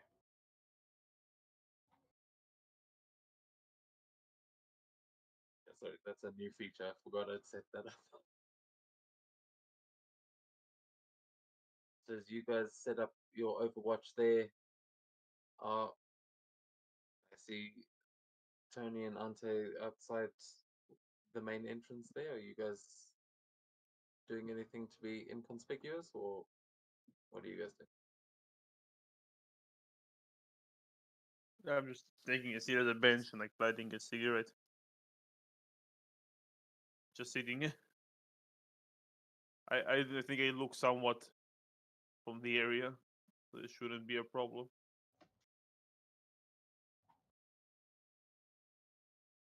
Yeah, you'd see there's some outdoor seating that would be for pranos, but all of these businesses are kind of empty, so you would be able to find a space in some of these abandoned uh, abandoned sort of outdoor seating areas. Yeah, I'll take a seat next to Pranos, and like next to one of the windows.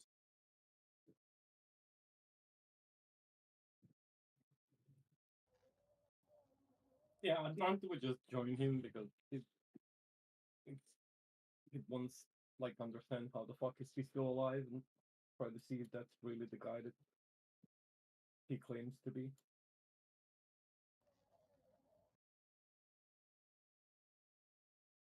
Well, you can all roll a vigilance check as you stake this place out. But yeah, we'll remind you, you've all got comms, so you can, doesn't matter where on the map, you can communicate with each other. So I'll leave it to you guys to have What those did I get? conversations. But yeah, I'll let you know what you see when you see it.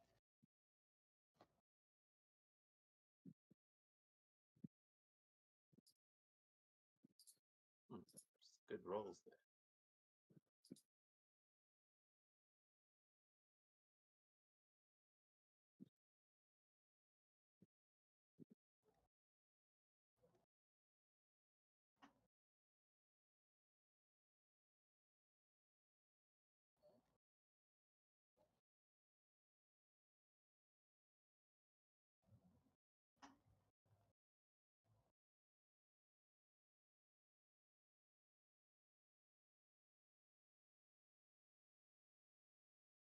The DM, if you're talking, we cannot hear you. I'm not. Oh, okay. But yeah, I think we need a roll from Nathan. But other than that, yeah, what are we hearing over the comms? As you keep watch, but I will point out it is nighttime. This block is dead. Like most of these businesses are closed down, and Chronos itself is looking particularly closed. But I will let you know if you see anything, as it is going to take you a while as you're kind of watching over this place over the evening. Okay.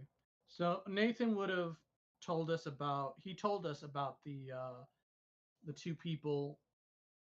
The one that's just sitting there, and oh, I can't remember what the other guy was doing. He was just sort of Uh, walking around yeah. Okay. and didn't Can want you to set see kind of any? looking like he didn't want to be there. Yeah. Can you see any like firearms on them or? I don't know. Can I see any firearms on there? With that roll, it is too dark to really tell you. The one that's smoking a cigarette, you kind of see his face illuminated every now and then as he takes a drag. You don't see any weapons on him. Um, you guys do know that these guys were, most of them had shoulder holsters on, but the guy that's walking around, he is carrying a submachine gun. You Ooh. can't identify it 100%. Like, it is dark, so he's holding it close to his chest, and it just kind of blends in. But you you're sharp enough to know, and as you've been watching over the night, you've managed to confirm that you're pretty sure he's holding a submachine Okay. Just stay safe, Nathan.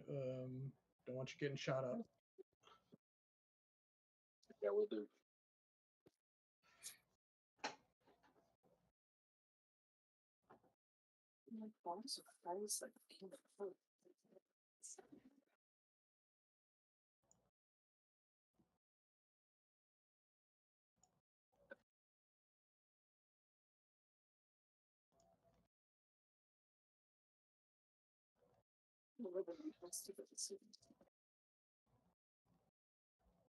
So yeah, Hector's just going to be listening in, taking a peek with the binoculars every so often.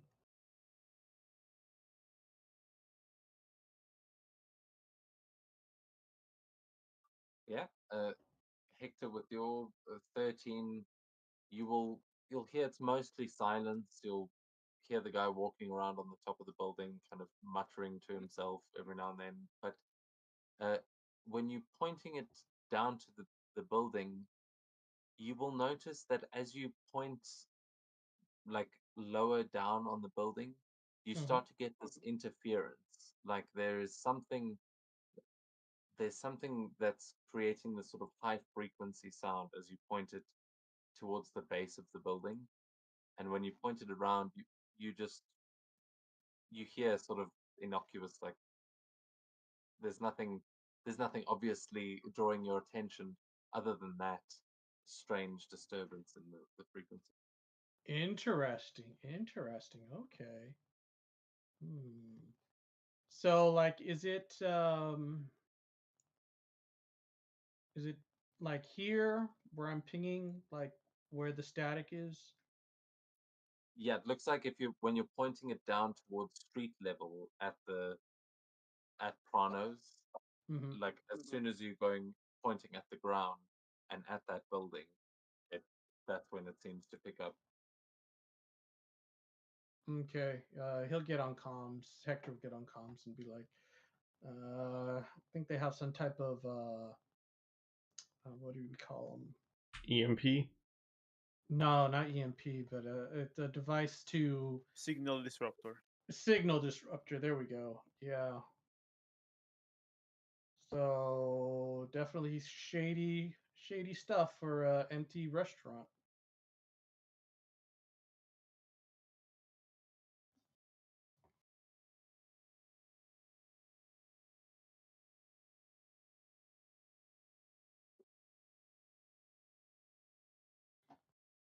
If we can get in there, I can probably disable it.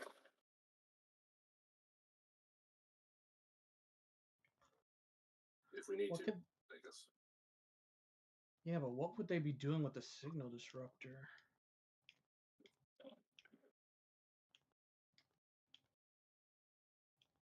Hmm. They're hiding something.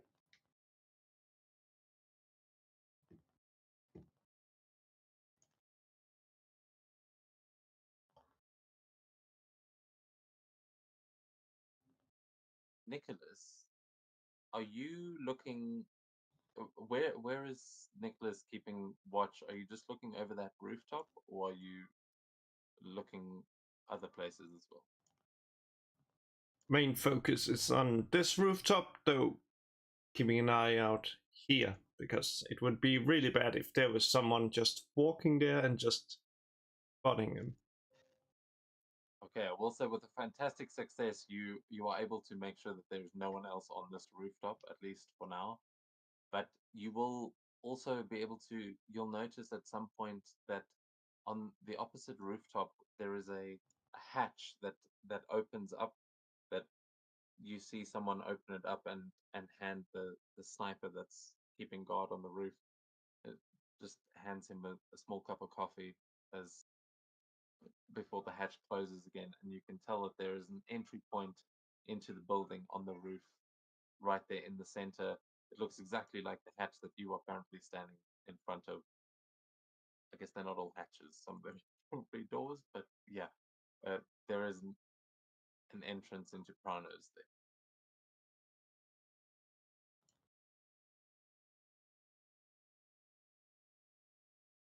And you, with that fantastic success, you're also seeing that there is someone inside that handed him that coffee. There's 100% more guys in there.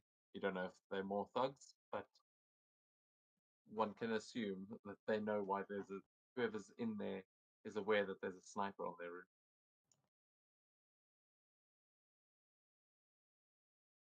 Nicholas will be like activating the little thingy on the little communicator and being like, the guy is not alone. There is someone inside.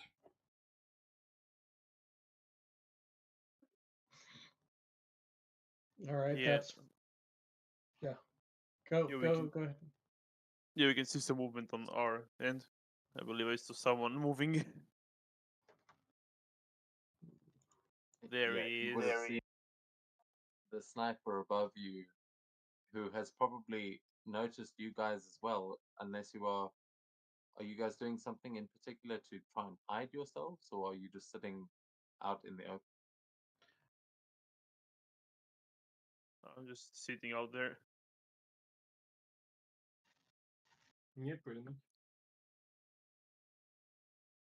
Then, as you guys are sitting out there, you will notice. Yeah, you will notice two people that notice you as they come walking down the road from the coffee shop, and you'll all hear Maria Hill on the intercom, or on the comms, as she just says, "Warning, we've got two incoming. Looks like they might just be a couple of nerds. Probably nothing to worry about, but..." And she points them out just as you see them approaching. There will be a man and a woman. Both of them look like they are students.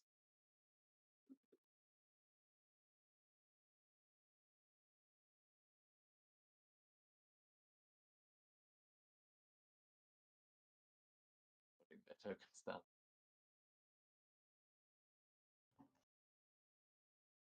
Yeah, you can see that they are both carrying backpacks, and they are wearing.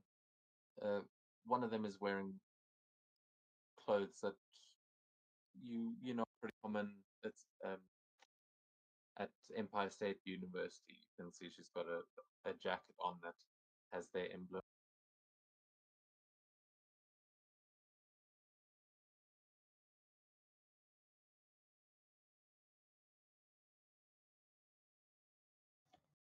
Uh, can we get a? Oh, Yeah, I'll put the party token down. So again, Hector wants to take a picture of the two students that are coming up. Would he well, yeah, have? I am putting the party token down, but I will remind you that this is the reason you're all on comms, is that you can't all see Right. through the other people's Right. perspective. So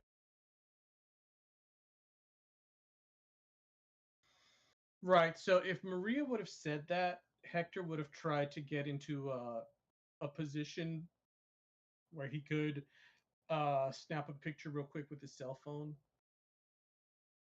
Flash off, of course.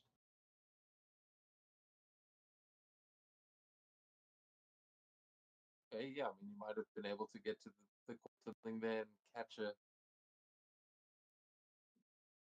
probably a rough one with the cell phone, but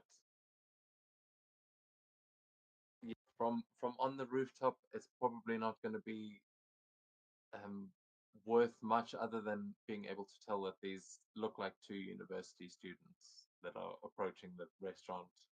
And I will point out it is now at about 10:30 at night. Okay.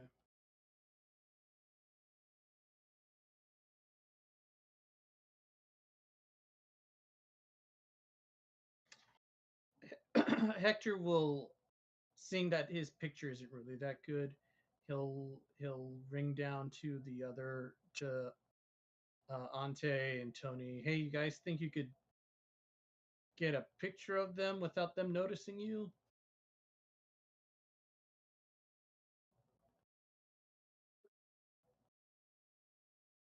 Can Yeah, I try. think I would recognize one of them. You recognize one of them. Interesting. Yeah. Okay.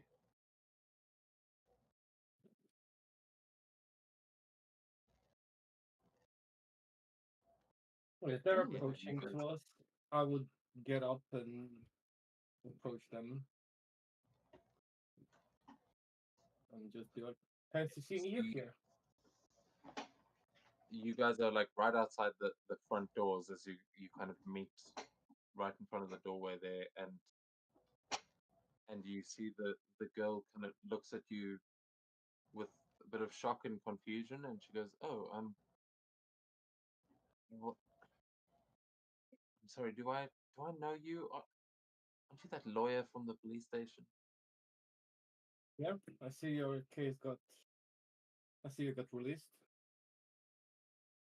What are you doing here? Well, of course I got released. There was no and then she looks past you and sees Tony, and her eyes go wide.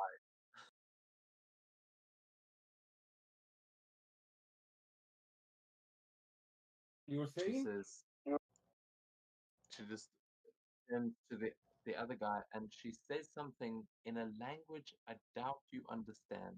But I am going to ask both Tony uh, and Ante to give me a logic check to see if you understand this language, or if you can tell me, do your characters speak any exotic languages, or well, Yep. say exotic other than English? Yeah, I'll I say have I speak Italian. a linguist speed, which means I can understand English, Spanish, Russian, and Croatian.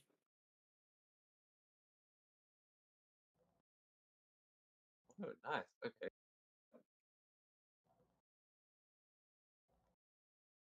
What English, Spanish, Russian is English one of the languages you have to pick there, or is it not? I feel like English is this universe's equivalent of common. Ah, I mean, I just put it there.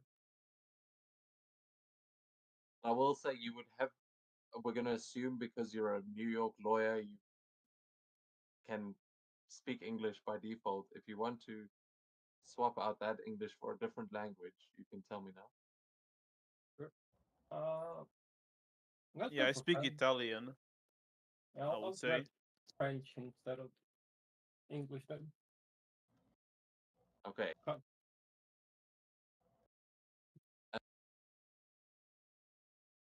Did you roll logic checks? But No, yes. I'll do it right now.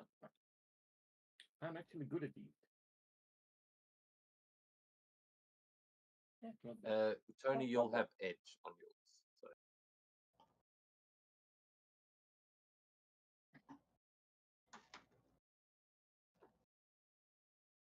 Ooh, okay, very nice. So yes, you both recognize that she says something in Italian to the other one, and yeah, I don't know. Ante, you probably knowing Croatian, I'm sure you have a few like some few Italian words there, or at least to be fair, you've also been battling against the like Italian has been a common theme in this trial that you've just been in. So you would easily recognize the language, but what they actually said, you would yeah, you'd both understand enough to know that she is telling them to get inside. But when she says it, it sounds like old Italian. Like it sounds Latin? yeah. Thanks. Like, I'm such yeah. She's speaking Latin. She's just in Latin. Fuck, let's go. Let's get in there. And both of you at least took enough Latin at school to understand. Like, hold on, wait, what? As they both, she rushes for the door as soon as she sees Tony, and you'll see on the other side of the door is one of these Maggio goons that is there to open the door for them. But are you gonna, as they're trying to rush inside, are you going to do anything to stop them, or yeah, intervene before they get in? Yeah, I'd put myself between the door and the girl and be like, well, where do you think you're going? I mean, are you running somewhere? Because I don't want anything to do with you or him, okay? And she just looks at the guy behind you as you feel a massive hand just rest on your shoulder, and he goes, "Pranos is closed, friend. I think it's time you move along." I'm here for my client. I don't know what you're talking about. I'm just here to see was she released properly or not, and is she alright? Get your fucking hand off of me. I brushed his hand off.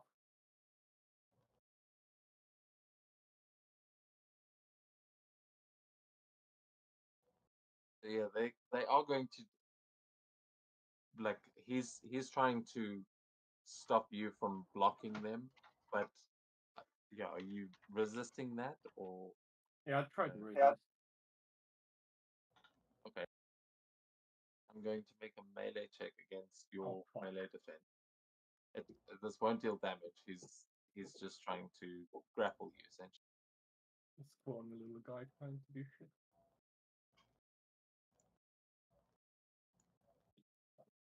Oh, that Yikes. is a fantastic. Is 11 enough? Yeah, it is. Oh, okay. I'm flying. Well, no, just as you say, take your hands off of me. You suddenly feel your feet lift off of the ground slightly as he grabs you by both shoulders and just lifts you into the air.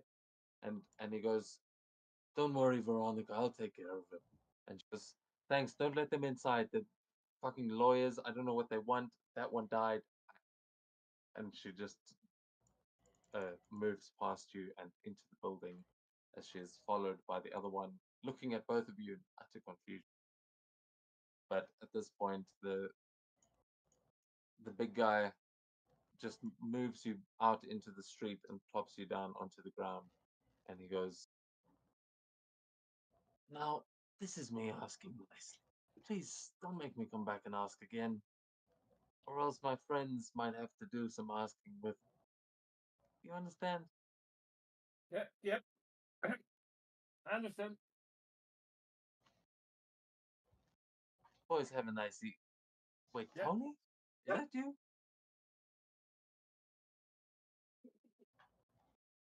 Well, depends who's asking.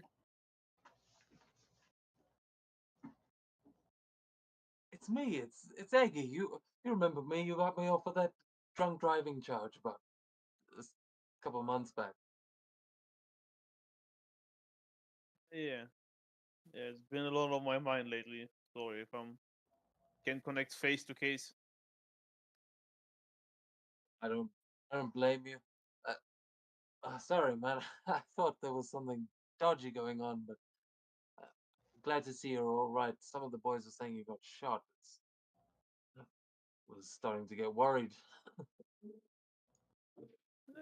Who would have been shot? I know, right?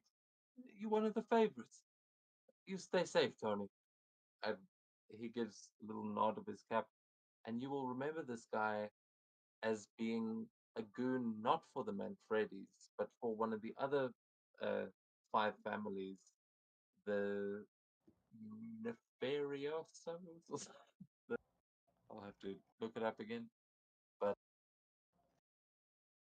yeah, they are not with the Manfredis. You know that they're from one of the other families.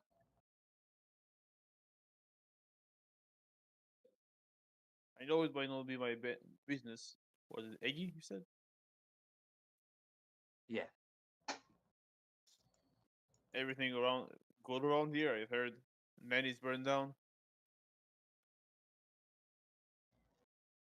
yeah, real shame. But from what I hear, we're opening something even better soon. Real soon. That's what the kids are here to help fix. You know, they're better with the tech than all of us old fogies. But I assume that's why you're here as well. I- What are you doing with this pipsqueak?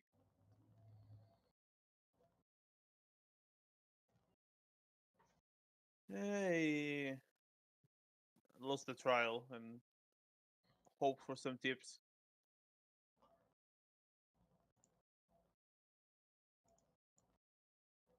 Well, I'd love to invite you in, but I'm afraid uh, no one's told me you're on any kind of lists, so don't worry. You're not missing much. They've sent all the chefs home. Can't even get a good meal in this place.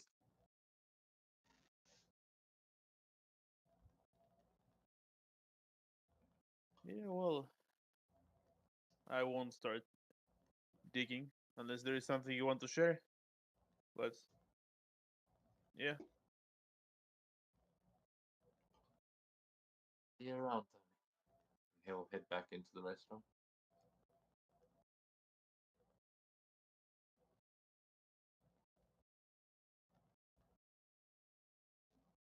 you look at Auntie. Need a change of diaper? The fuck? The fuck are you talking about? I could have easily just nailed him on a floor. Oh yeah.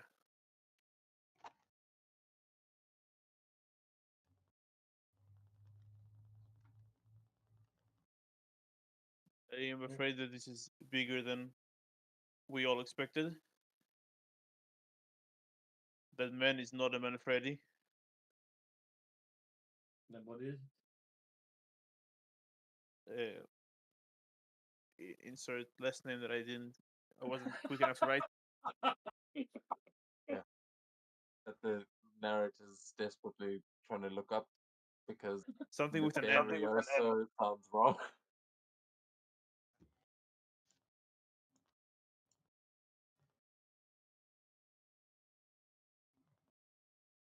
It's Magia? Also, Wait, what? Nefaria, maybe?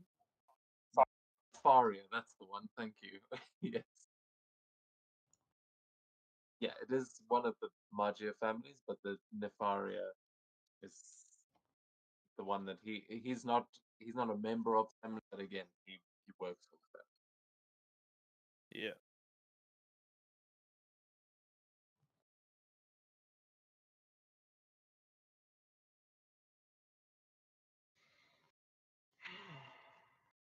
I'll try to relay uh, the calm to the people.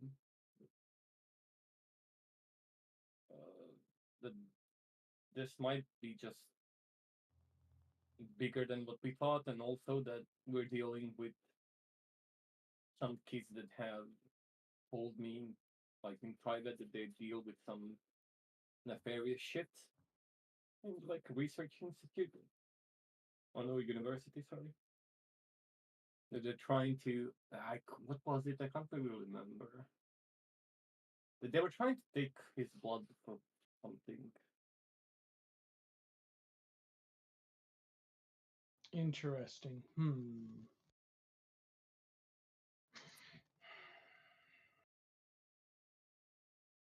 So we have a suspicious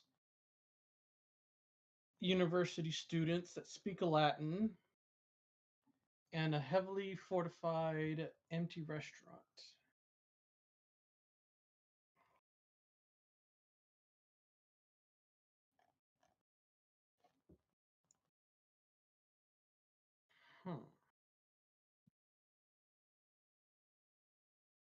You can also see from your vantage point that all the other buildings around here are boarded up. There are signs in some of the windows saying like business has moved, closed for good, but none of them have really made that as obvious as Prana's. Like where the other two are sitting, Prana's is also boarded up like it's never going to be opened again, and they've made quite obvious with the signage that this place is closed. I want to do this. I want to get in, but I want to get in quietly.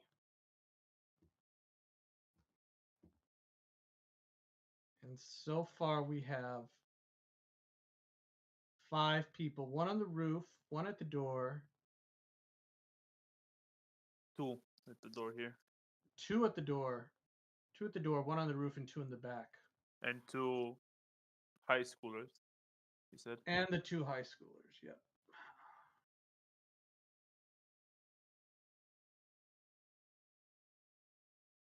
Nicholas, is your rifle silenced?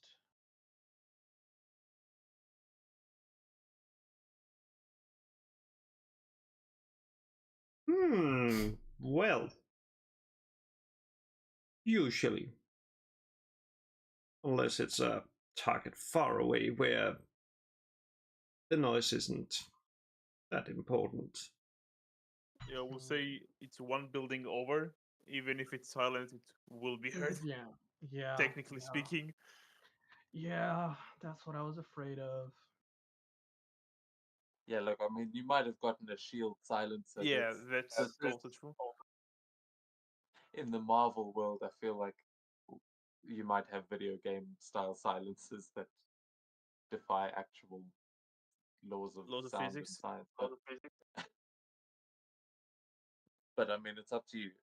I think, yeah, a silencer could make a difference to being caught, but yeah, only if it's used creatively and if it makes sense. Because again, I don't think there's silenced weapons. There's no mechanics for that, but you can flavor it how you like.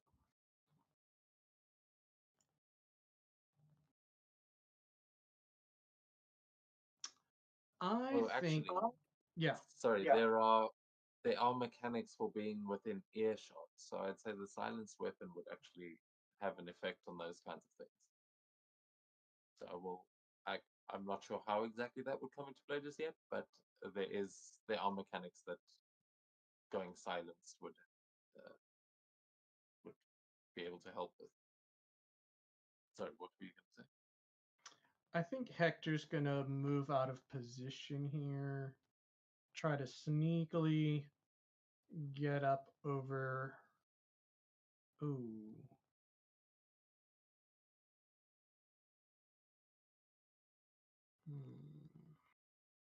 I was gonna jump the roof. I think I'll wait for the guard that's walking on top of the roof to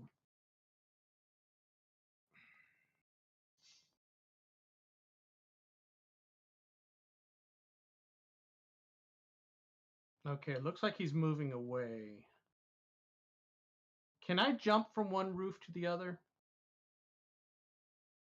Yeah, I think if you look in your speeds, I think you've got a default jump of 3 and a climb of 3.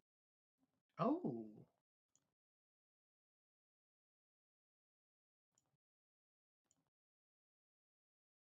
Close. So yeah, I mean it's Close. this is a pretty small gap between these two buildings. It would be fairly easy. You've got the elevation, might be a little bit of a drop, but you're enough of you've got enough training to be able to absolutely do that without trouble at all. All right. Yeah, let's go ahead and do that then. Let's go ahead and jump. So I One- will say, are you trying to do this quietly, or Oh, like are you trying to jump onto the yeah, guy, or are you just I'm trying to get down there? very quietly, as stealthy as possible. Okay, then I'll ask for an agility check as you make this jump to see if you can try and roll through it without alerting the guy that's walking around on the other side of the building. But also, are you going to coordinate any of this with Magnus before you jump? Just Uh, as he's getting closer, he's gonna say, Nicholas, give me cover fire if I mess this up.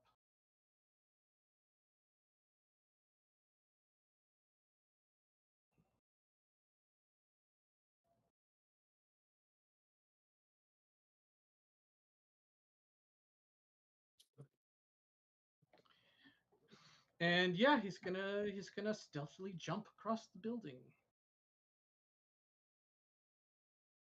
okay.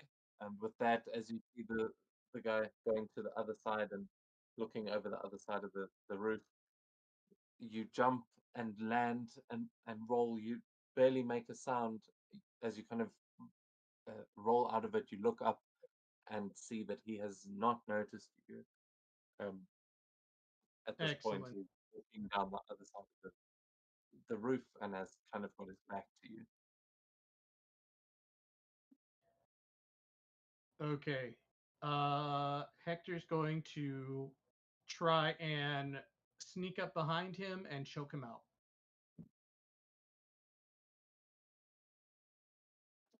Okay. I'm gonna put the party token up there so you can, yes, we can I see can that. see what's going up there from where it is. Just saying.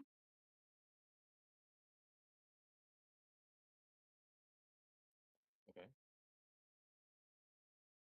Perfect. So then, yeah, as you try and sneak up on him, you can give me a say with the 11, you've been able to maintain enough stealth that you've been able to sneak up, but you can make your attack, and he hasn't seen you coming. Okay, what would I roll for that? Would it be melee or agility? What would it be? Yeah, melee if you're trying to up close take him down physically. Agility would be at range. All right, let's go with melee. And I'll say you've got an edge because you snuck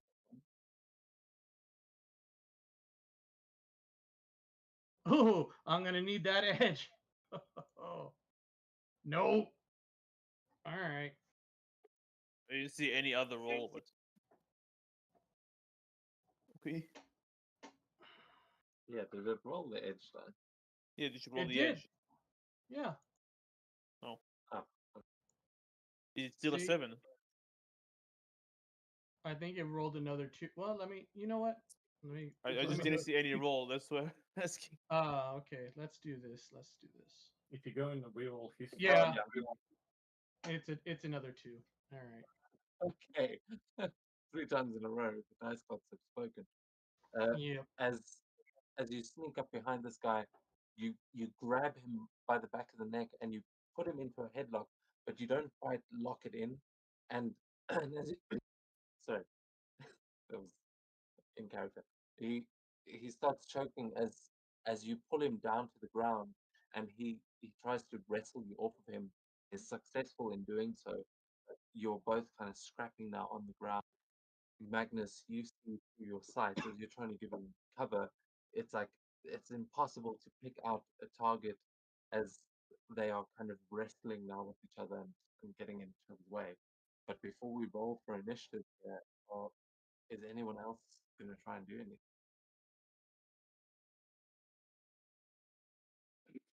Um, I'm gonna try and get to the other set of boxes, just so I have sort of a better advantage as far as what I'm looking at in this group. Is that okay? Yes. So I won't stop walking.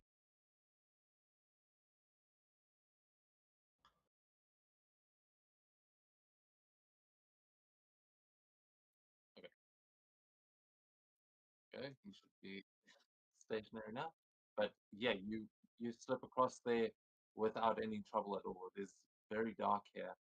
But I will say, Nathan, as you get to the other side, you are going to notice as you kind of you crouch down into those boxes, you'll notice that you're standing on what feels like a wire. Like if you were at an event or something and all the wires going to a stage or to like a sound system or Okay, something. yeah.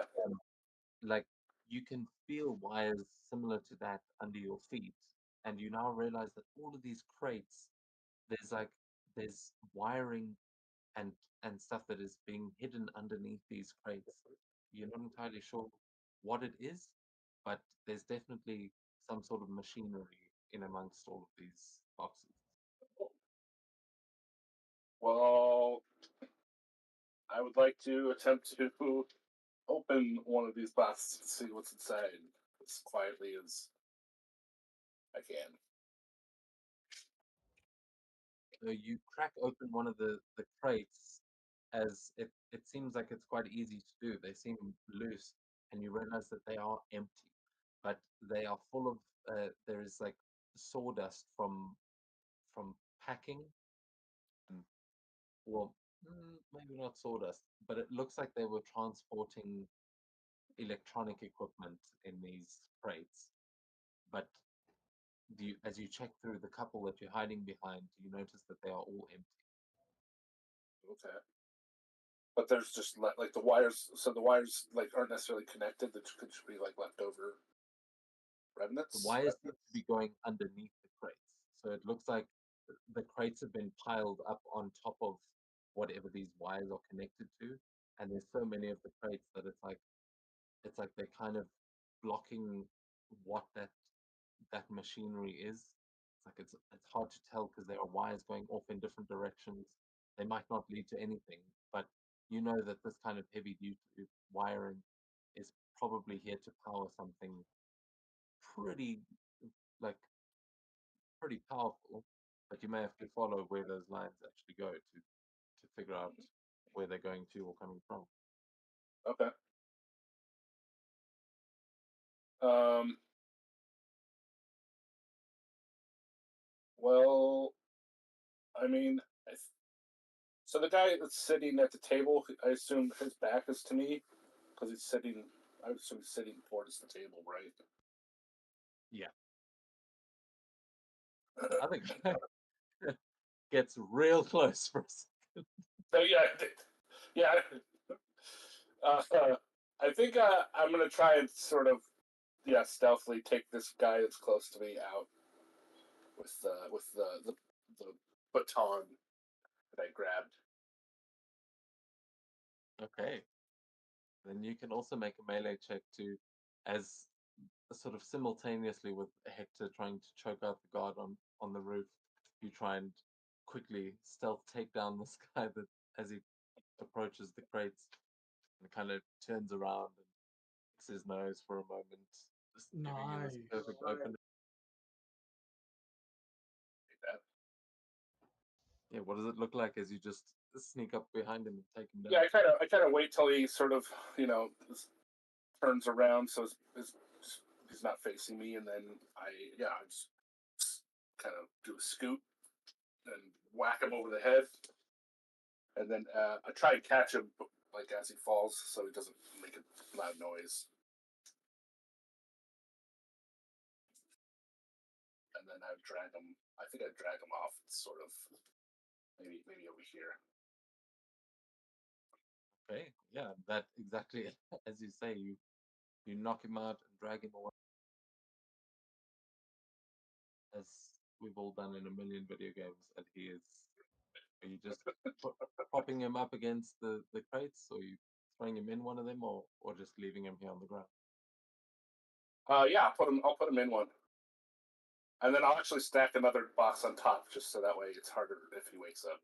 Get out.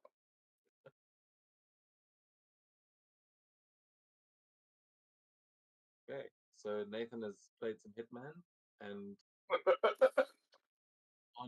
meanwhile on the rooftop, it has not gone so well, and No. you can hear the sounds of a struggle coming from up top there. I think because we don't have everyone like in a straight up combat, we're not going to roll for initiative just yet. But because Hector's got him down on the ground, he's like it's a sort of muffled fight that's happening there. He's trying to wrestle his way out. But Nicholas, you're trying to find a target there. You might be able to find one. And the two of you that are sitting outside can kind of hear the scuffle happening up top after you heard that on the comms. So yeah, I'll send it back to you guys before. Yeah, unless everyone gets into the fight, I don't think we'll roll for initiative just yet. But it's up to you guys. What are you trying?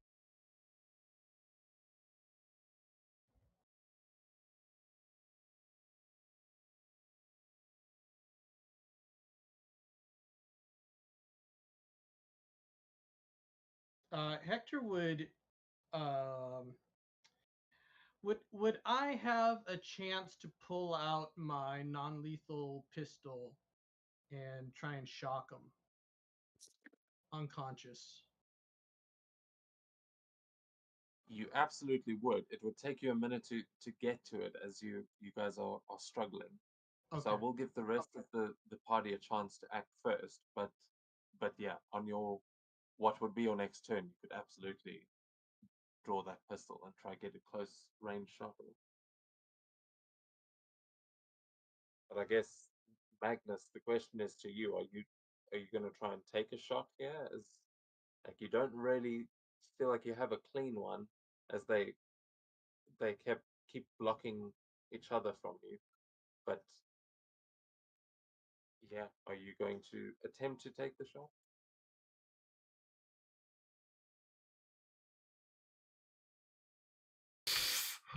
That's a hard one. Let me try something. No.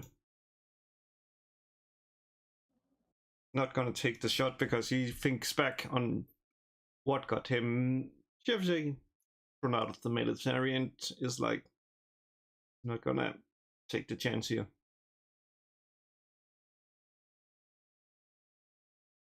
I mean, of course, I know what that is, but was it a similar situation that led him into that, like making that mistake? Is this a repeat of his past at this moment? Not entirely. But it Close is enough to give him close enough for him to close. think about, like, yeah. Okay, amazing. So yeah, as you can't quite get a clean shot, are the guys down on the street going to do anything? Can we hear like the struggle? Yeah, you can hear the struggle breaking out above you. It's very quiet, like it's not drawing any attention just yet. But you also did hear them over the comms, like you know that he was attempting this, and haven't heard any confirmation that it went well.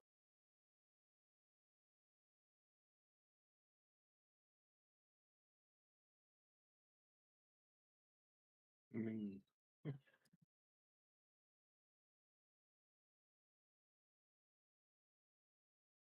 I think that nothing for now. If I see the people inside, I think we can see inside. Can we? Yeah, you'd be able to see the guy at the door. You can see there's probably two people on the floor level. I mean, on the ground level. Yeah, if I see them like Maybe. acting up, like going to do something, then I will act. But at the moment, I won't. Okay, Ante, are you trying Yeah. anything? No, I'll just follow Tony for now.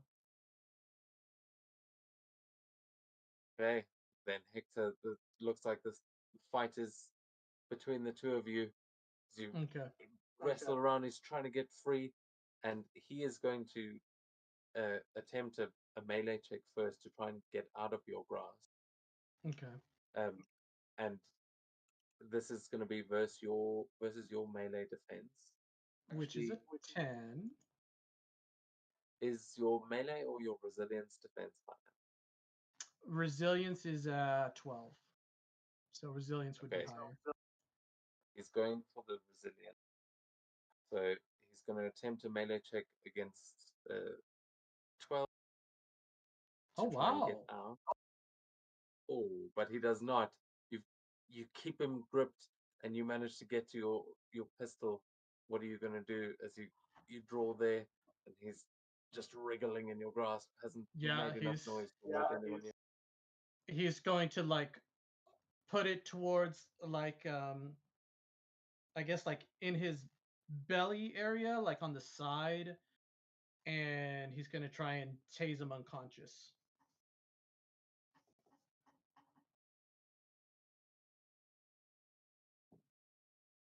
Okay, I'll say you've got him grabbed, so you can make an agility check, just a straight agility check because would cancel Oh, things out. Oh, that's a hit.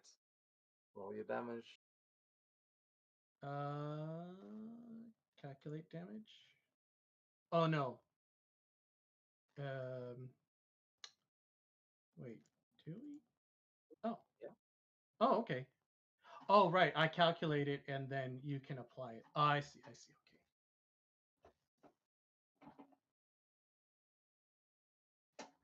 Yeah, so and then yeah, so that would be enough to take him down. Okay. Nice. Why is it?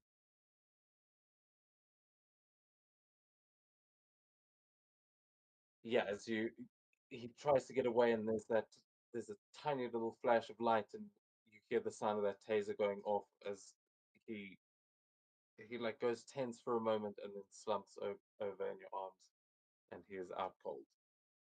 Very good. Okay, I want to drag him to in between these air conditioning vents uh, units, and can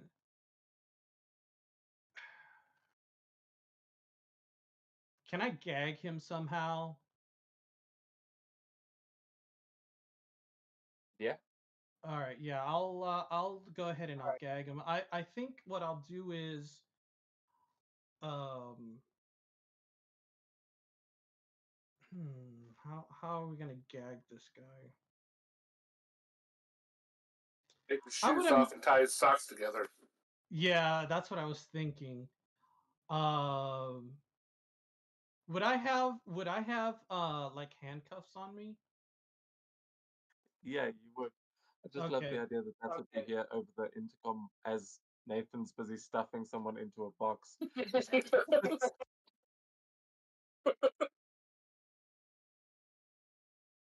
Yeah, I'll cuff him. I'll cuff him and then I'll like stuff his socks in his mouth. So that way he can't yell out. Nice. He will go up onto comms. All right, guys. The guy on the roof is neutralized. Um, Nathan, what's going on down there? I tell him about. Well, I neutralized one, and there's a bunch of wires heading somewhere, so they're definitely powering something. I'm still sort of working on this second guy here. Okay. Nicholas, can you take out the other guy?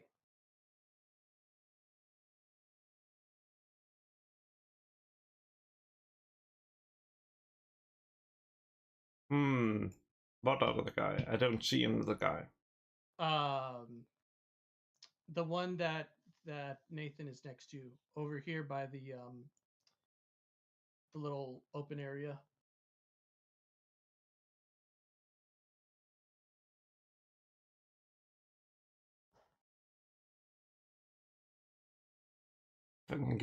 If I can get a sight on him, should be able to. Yes. All right. I'm gonna go into.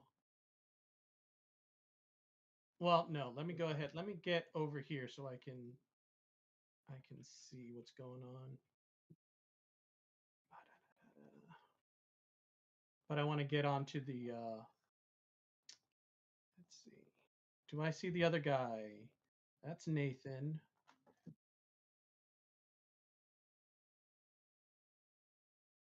The other guy put him in a box. Oh, but the other guy that's still up. Oh yeah, he's over here. Okay. Oh yeah, I see him. All right. Yeah, you now from the rooftop you can see that he's sitting there and is smoking, just chain smoking while reading a magazine.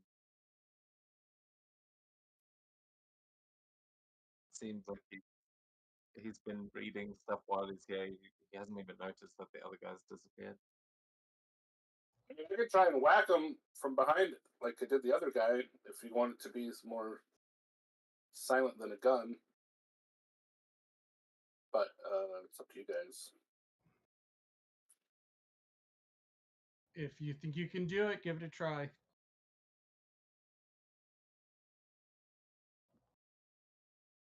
All right. I will stealthily walk, crouch, run over to this guy and try and whack him in the back of the head. Go for it. Make a melee check, and just remember there is actually a movement action for moving around. Uh, yeah, Oh, a okay. character who wishes to avoid detection while moving can sneak or hide, and doing so cuts their speed in half. So there's no roll, you just move slower. So you guys on the rooftops, you see Nathan creeping across the courtyard towards this guy with the baton. And Okay. yeah, you can just make your attack with edge. Nice. Oh, that's just enough, right? You can roll a d6 to see if you get a 1. But you did have edge on that. Oh, okay. Yeah, sure.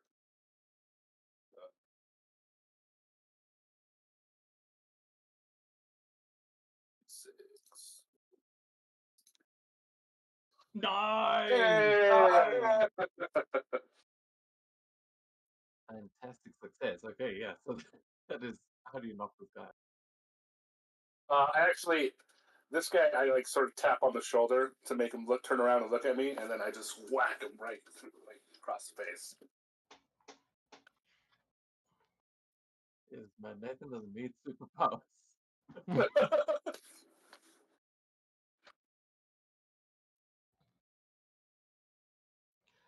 All right. Do you want me to put this guy in a crate, or do we want to leave him here, or what do we want to do with this guy? Yeah, leave him there. Make it look like he's asleep. Oh yeah, that's a good idea. I'll do that.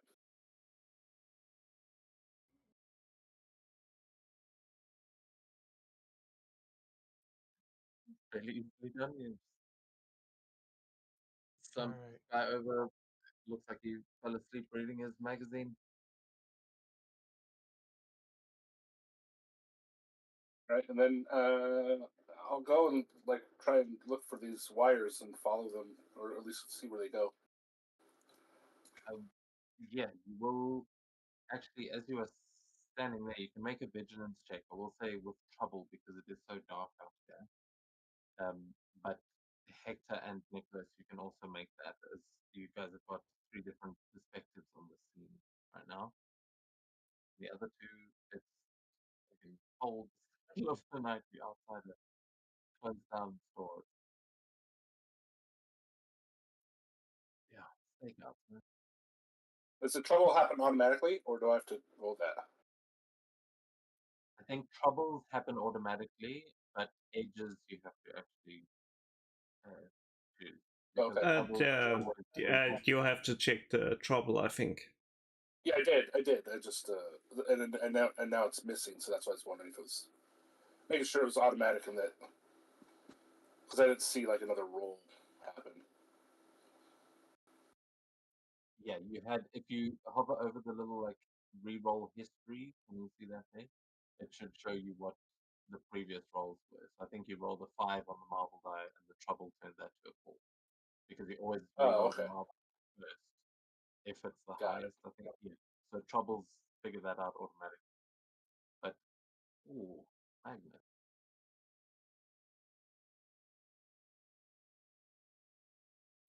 Okay, cool. Yeah, so Nathan, Hector, and Magnus would all see that down here is there is a freight elevator there, and it seems like a lot of the wires are going there.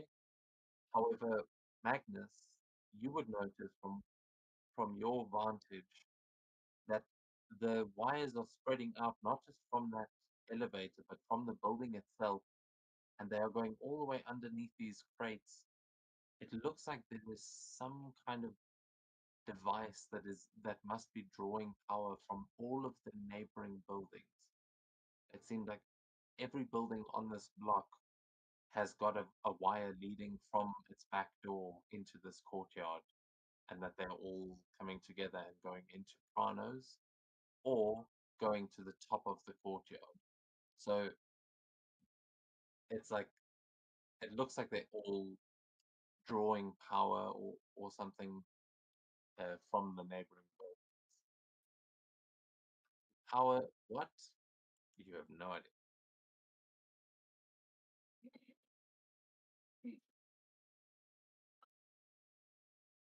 Well, should we disconnect the power before we sort of get involved into what could potentially be down there? Can you see anything in the night? In the dark, sorry. I mean, we could see the wires and where they're going. Yeah, but It once looks like you if we shut off the electricity, there will be no light. I mean, you have no light right now. You guys on the street have got some, but it is like pitch black. You operating well, by I doubt they're lighting the building with these cables. I'm sure, but I mean, with all this power that's being at least okay. Well, I guess using my scientific brain, I would think that using all of these cables is to power something more than lighting. Would that be accurate? Oh yeah. In fact, you can give me a logic check for your specific knowledge, Nathan. But yeah, it's everyone can tell that's a lot of power, and those aren't just like extension cables. You know? Oh, and 11.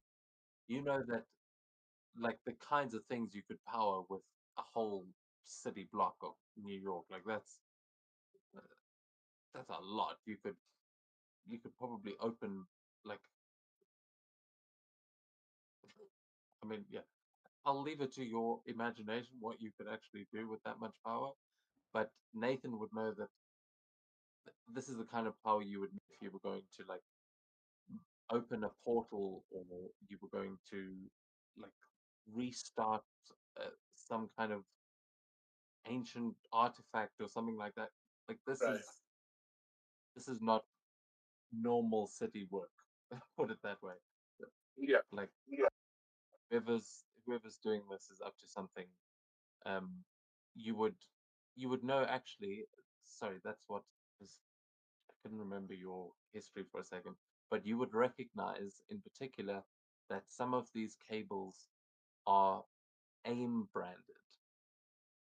Oh. All right. You know that they don't work on normal city lighting problems. Right. Right.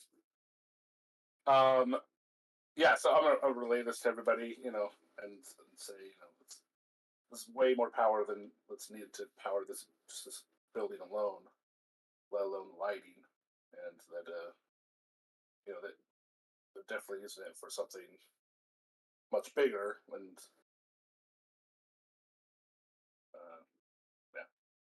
Okay.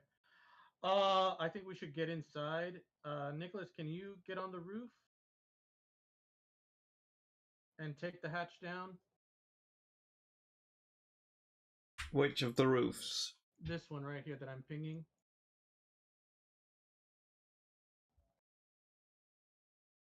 Yeah, ping, dick nabbit. Yes, yes.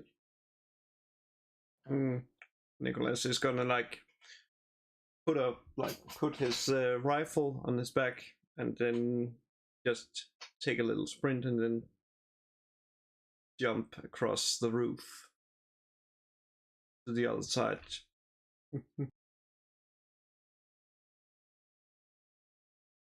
Yeah, so just ping where you're trying to land, and I can move your.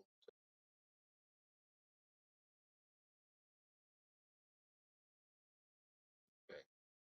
All right. What I want to do is I want to take the roof access down, and I'm guessing this is a door down here.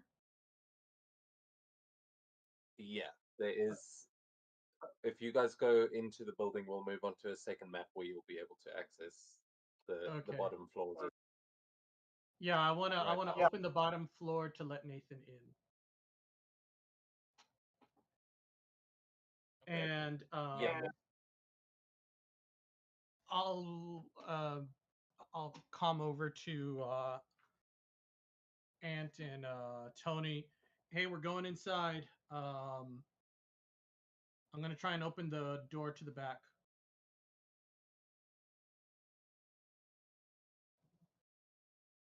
Want us So to meet go us- in as well? Yeah, meet us in the back with Nathan. And yeah, that'll be it. And Hector will open up the hatch. Well then.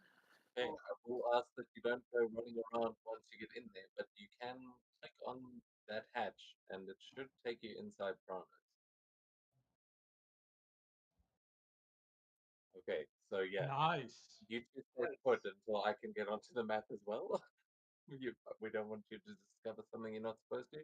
But to the other two, does it look like the lawyers are going up the alleyway? Yeah, we're told to meet at the back.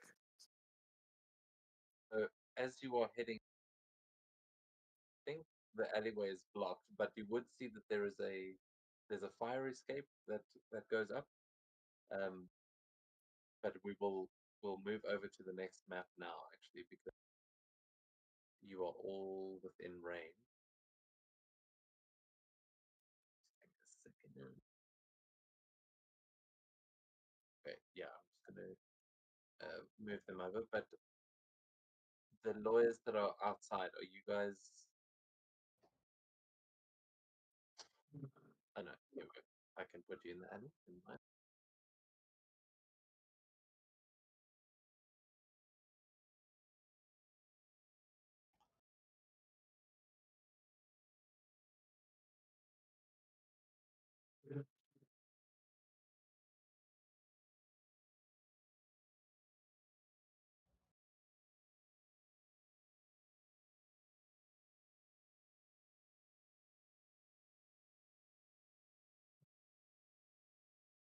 Okay, I will have to remove the two.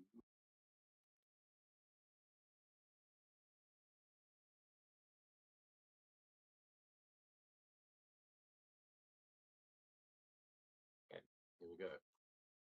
Everyone should be on Chrono's map.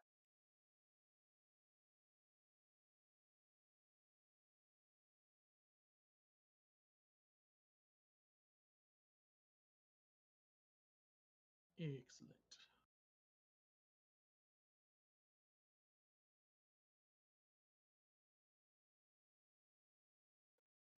Thing that the freight elevator seems locked.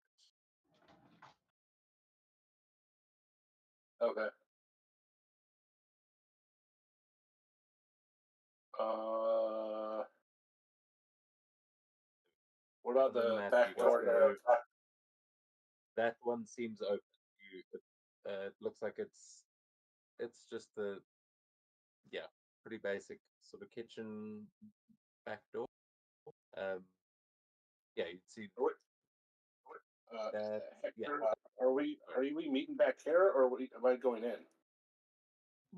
Let's get into the restaurant. Okay. Yeah. I'll open the door from the inside. Wait, can you open the door? Is it locked? It was not locked. All right. When Ante and Tony get there, you guys just come on in. Oh, okay. I'm heading back out real quick.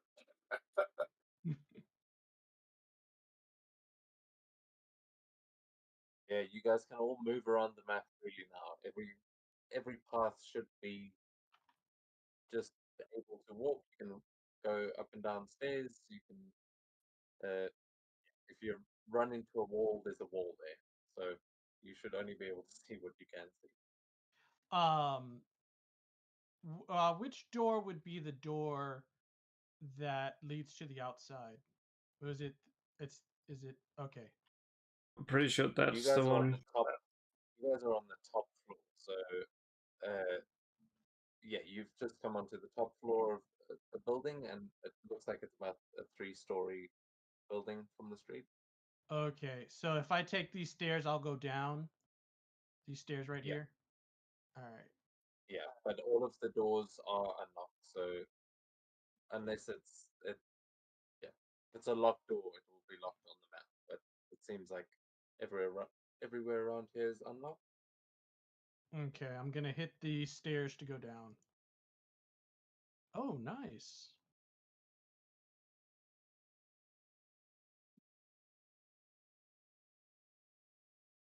And I take it that this stairway also leads to the bottom floor. Yeah, you're on the stairs. Alright. Literally, you should be able to see everything you Oh, can see on the map. But don't go too far down because you go all yeah. the way down. No, not all the way down. Not all the way down. Okay, I'm just saying, if you go, the basement seems like it might be blocked as well, but it's not. It's not locked. It's just, it seems slightly harder to get. Yeah. Okay, so one of these two doors opens to the outside.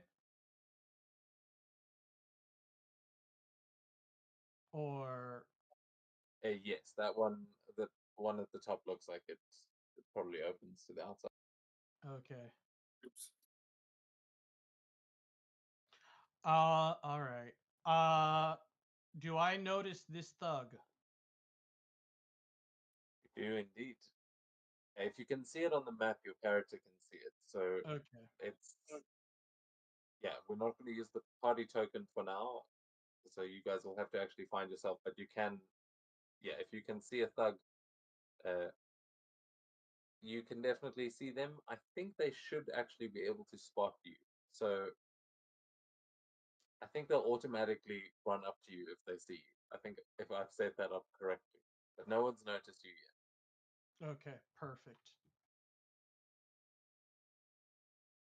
So let's see. I noticed that there's a guy here. He'll tell Nathan. Nathan, there's a Nathan. Nicholas, there's a thug here. Get your rifle ready.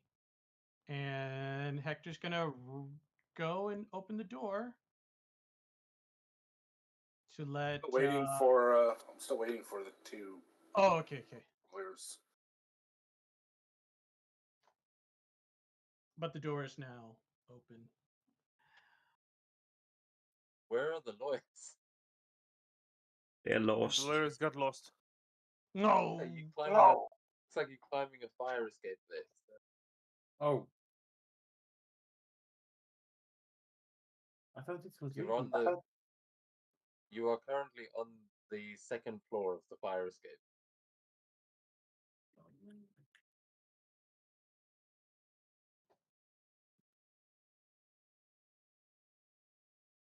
You can see a window there if you want to try and go. Yeah, we can see the windows. Yeah. We can't enter it though. It says the token collides. I guess that's a wall. No, it's a window. It's a second story window. So yeah, to a restaurant. So how are you? I mean, it doesn't look like it's barred shut, but it does. I mean, how would you like to get through that window? Because it is closed from the other side.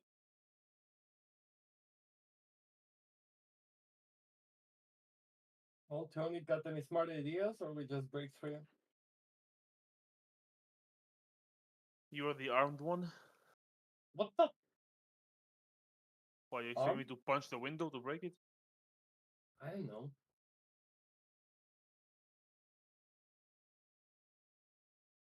Is there any way for us to try to lift the window from the outside?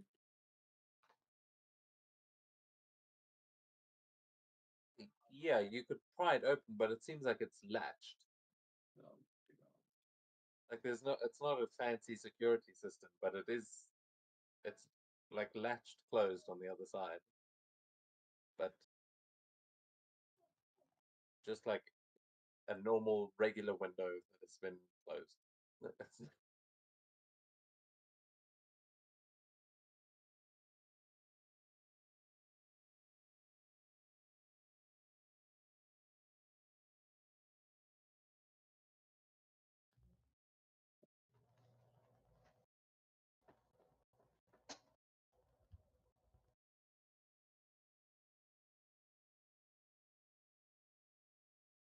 That's great. I'm just gonna grab some of my shirt and I'll try to break it.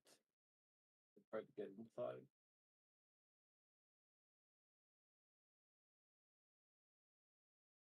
Okay. Yeah, you can make a melee check with edge because it's a static object. So it's gonna make it. Oh,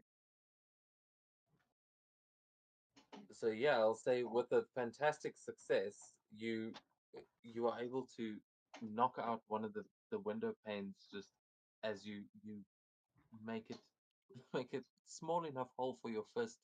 As it clatters to the ground, it does make noise, and you hear it. It sounds extra loud to you, but actually, it probably wasn't loud enough to alert anyone. As you stick your hand in and unlatch it, opening the window and getting both you and Tony inside without being noticed. So that's fantastic. I'm assuming that you're going in. If you were Yeah, not yeah. going through the window, let me know. But as you get up there, you do notice that there are thugs on the other side of the room.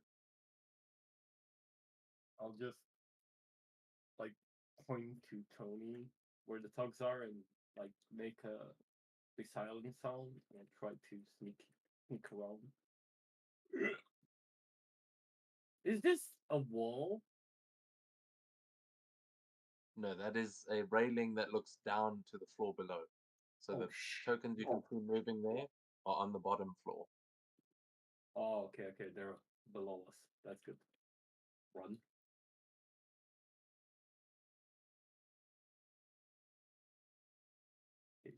He said to find them behind, so we probably should go downstairs, I guess.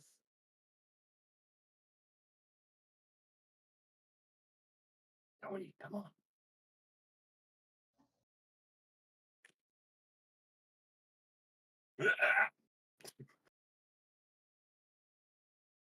What was the? All that is there. I found Nicholas.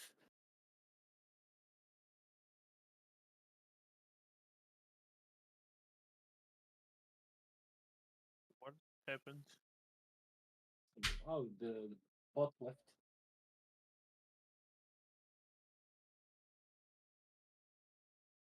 trying to figure out which one you took. Oh, the bottom one. This one. Sorry.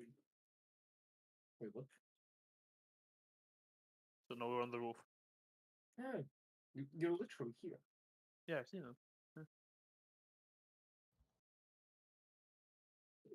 Oh, you guys found your own way in. Okay, great. He'll usher Nathan in. They found their own way in. Come on.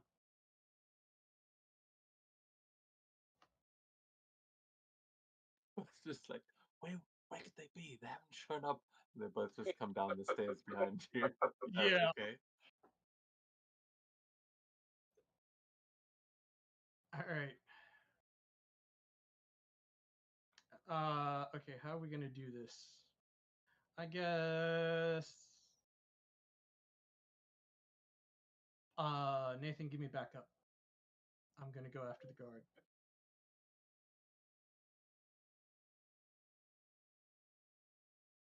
Oop, what was that? Has this motherfucker not seen you yet? I don't know. Okay. Sneak up Okay, behind him well, and choke him out. yeah, I mean, apparently the spotting players feature is not working very well. This.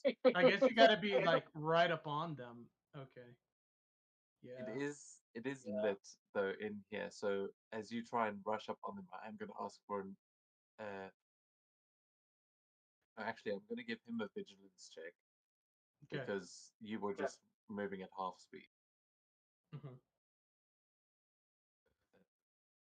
There's trouble. Wow.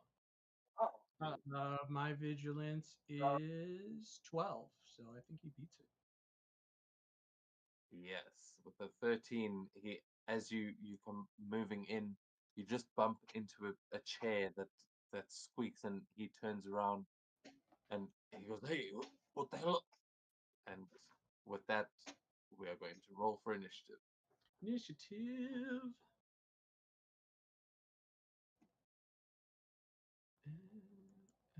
Looking at the time, I don't know. What is the time? How do I roll initiative again? Oh, that's right. That's right. Never mind. I figured it out. I remember. Tell me, because I don't remember either. You have to right click on your token, and then you're gonna see the toggle combat state. It's the shield with the two swords. Ah, right. And then you're gonna see your picture up there, and it's gonna be like a roll d20, and you roll it.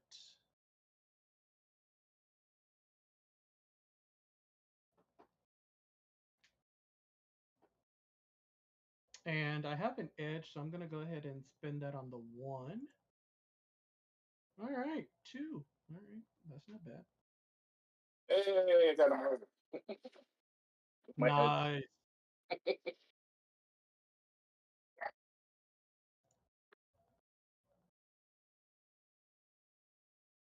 Okay, so with a marvel on your initiative, that means you get a bonus round. As we discovered last time. So as this guy is he still running around? Yeah. Looks like he stopped at the table there once we rolled. Okay, he was. I mean, the two of you were basically like Yeah, encircling each other. Right? I think because I was trying to switch off his patrol. But Nathan, it is your turn up first. You've got a full round to yourself before anyone else can act. So what would you like to do here? Just as you see the guy notice Hector and they're about to. Yeah. I will just run over here, I guess. See if I and then I'll try and hit him on the head.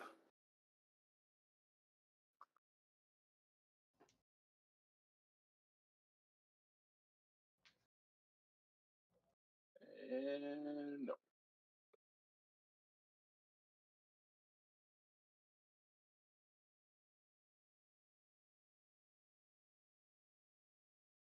think that's all I can do. I think. Uh, yeah, unfortunately, it just missed, but that is just your bonus round. So as he turns around to see Hector, you come running out of the shadow as he's about to strike. You just try and smack him on the head. Unfortunately, he dodges, but he is now very much distracted. Did anyone else get a marble on their initiative? No. Mm-mm. Then we go right back to Nathan on the second round where, yeah, he's now aware of you, but it is your turn again. All right. I think we'll try and grapple this guy. Try and like tackle him or tie him up.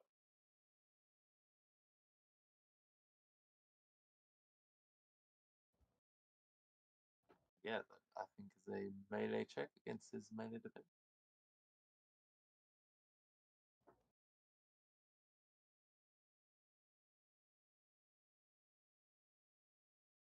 And again,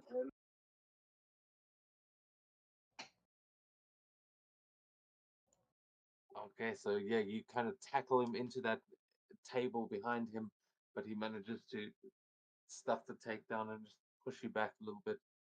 And as yeah, unfortunately, the two of them are now wrestling, but might make him open.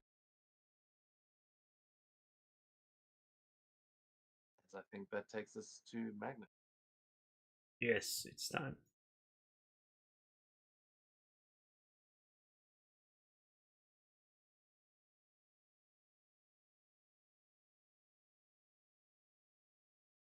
Ankle?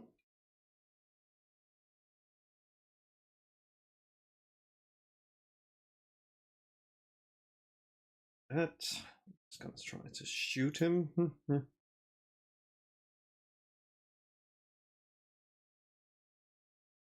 Does that hit the cruel guy? What did you roll? 14. That does it. For 9 damage.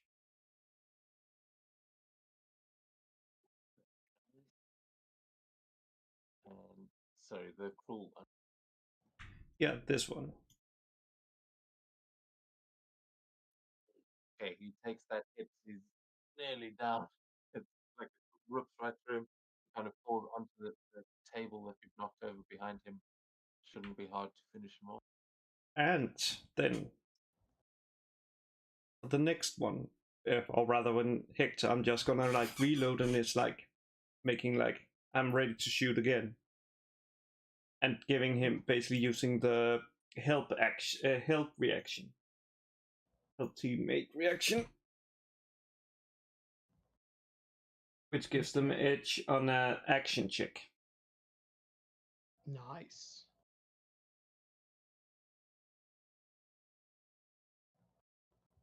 All right.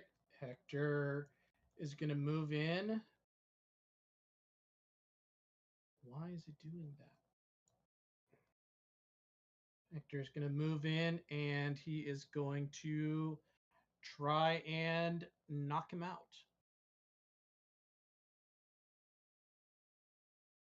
Now, when he got shot, was it like what does the wound look like? Like is it in his stomach or was it just like an ankle? Like a hindering shot? The leg. The leg. Okay. So he'll be all right. Okay. Yeah, Nathan will go in and tase the guy. Buzz buzz. And I get edge because you helped. And I'm going to need that edge. All right. 14. Jeez.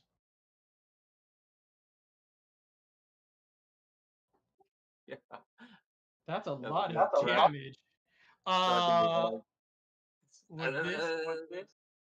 Would this be a good moment to spend karma to not kill the guy?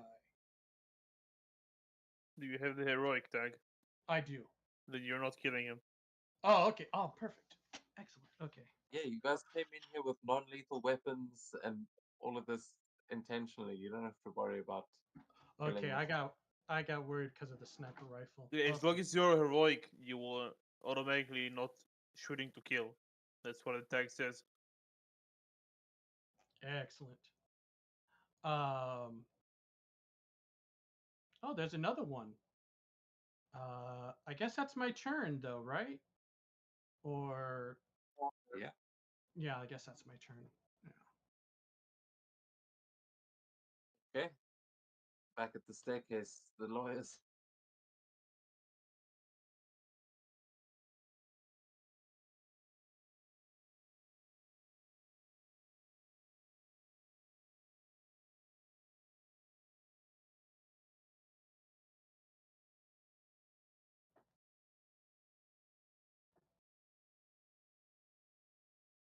You are muted if you're talking. Okay. Oh god. I can finally unmute myself, and I was dumb to talk all the time. But yeah, I'm just gonna join with the rest one with my movement and action. That's all I can do for now. I don't have any range options. Okay. Just taking some cover there by the table. This is Tony. Well, it seems like not everyone know that I was meant to be executed, so I will try to keep it that way by turning into my other form.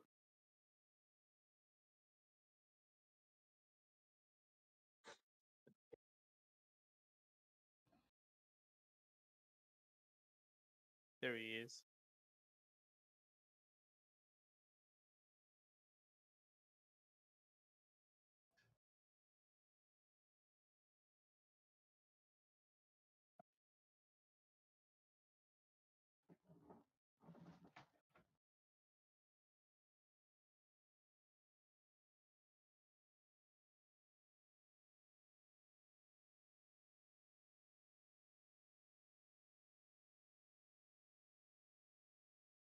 He's holding an action, I think, here. Because he's out of my reach. Mm,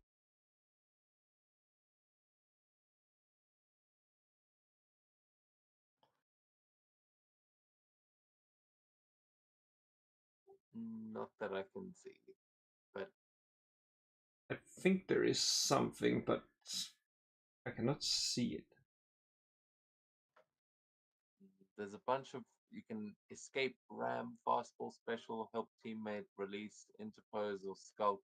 There's no reactions to like ready and attack. Yeah, from all what I good. Then I'll just use my action to dash and continue moving menacing towards the other thug.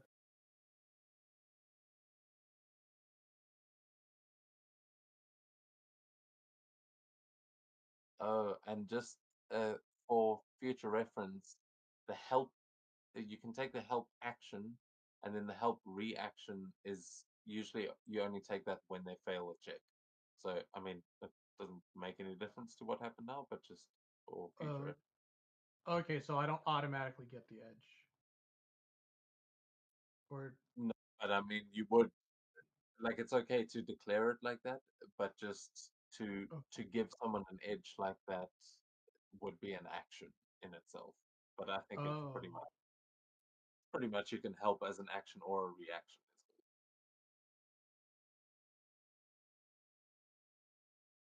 But with that, as you knock the one guy out, the other guy down at the entrance, he sees this flaming skulled individual walking towards him and a bunch of people beating up his friend. So he is going to shout out that he's going to pull out his gun and fire twice at Tony. pow pow. Double tap. It's not within 2 spaces of me.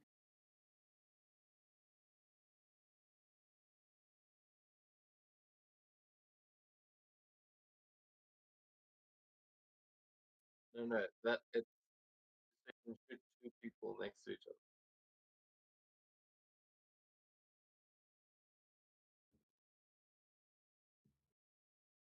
Isn't it?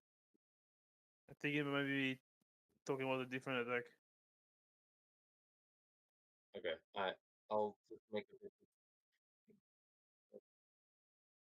So, okay, fine, he just shoots you. I'm gonna waste time with it. What is your agility? 11.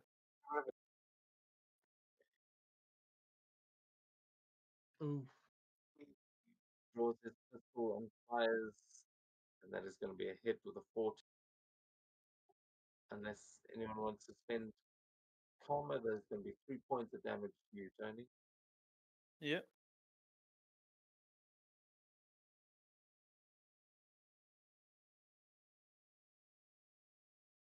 And he is that actually forgot it's in.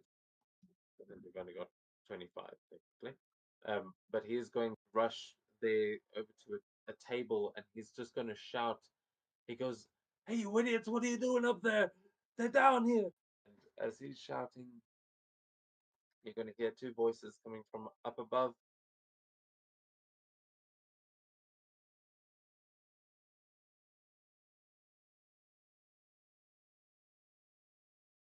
As you are going to look up onto the second floor, and you're going to see two submachine guns being pointed over as they just start spraying bullets down from above.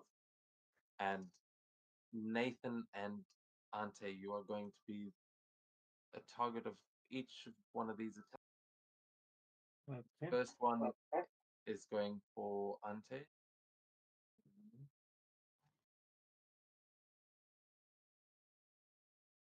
Oh, does an 11 hit you with a fantastic success? Yeah. Fortunately, it does. Wow.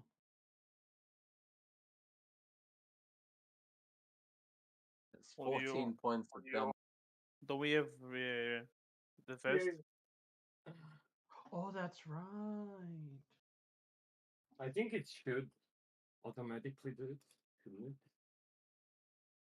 Because it's in our temporarily upgrade. Actually, no, but when we do apply damage, if I do it there, I can apply. Yeah, there we go. It does. 0 damage. 6 times 0 would be Yeah, but 0. the one is should be removed, then +1 times 2 should be 2 damage. Technically. True. True. True. It's B0 plus 1 times 2 equals 2.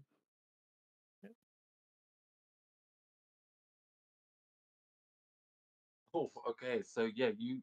What does it look like as you are saved by the flapjack?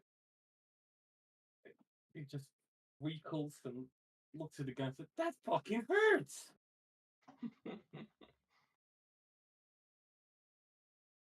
Yeah, I am thinking. I wonder if they work twice. Ooh, 666. My Holy shit! Double has arrived. This guy, to be fair, he is standing directly above,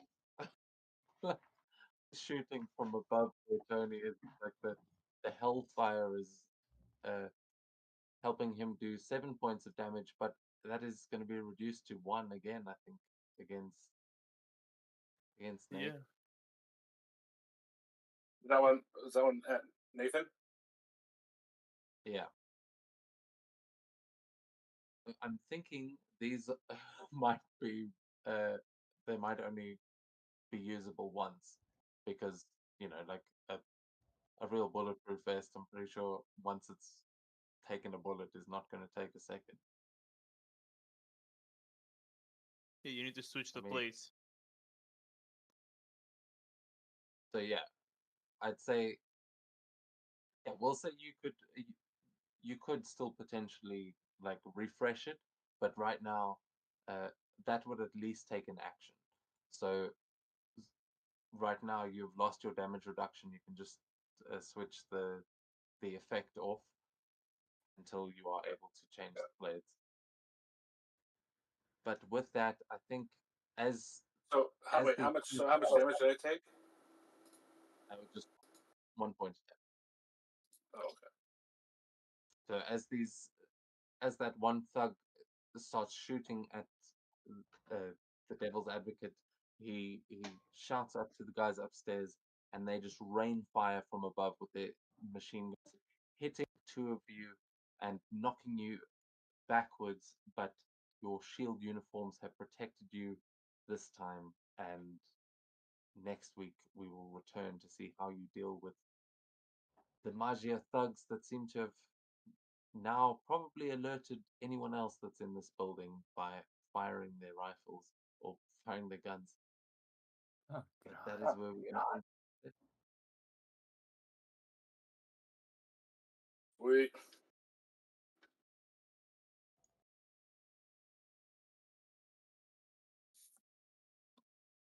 Yeah, so sorry, it was a bit of a slow one tonight, guys.